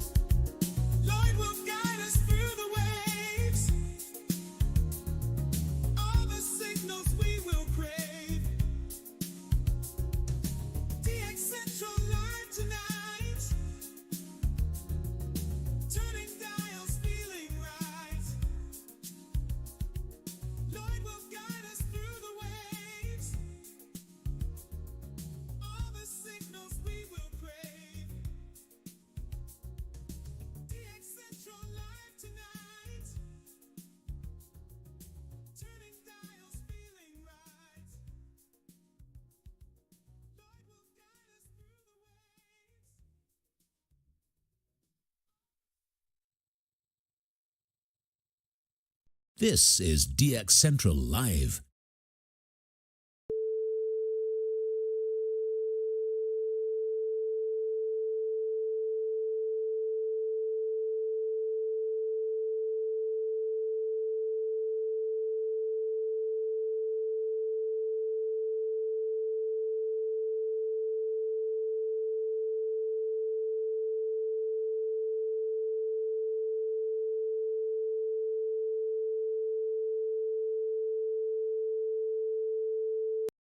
This is DX Central Live.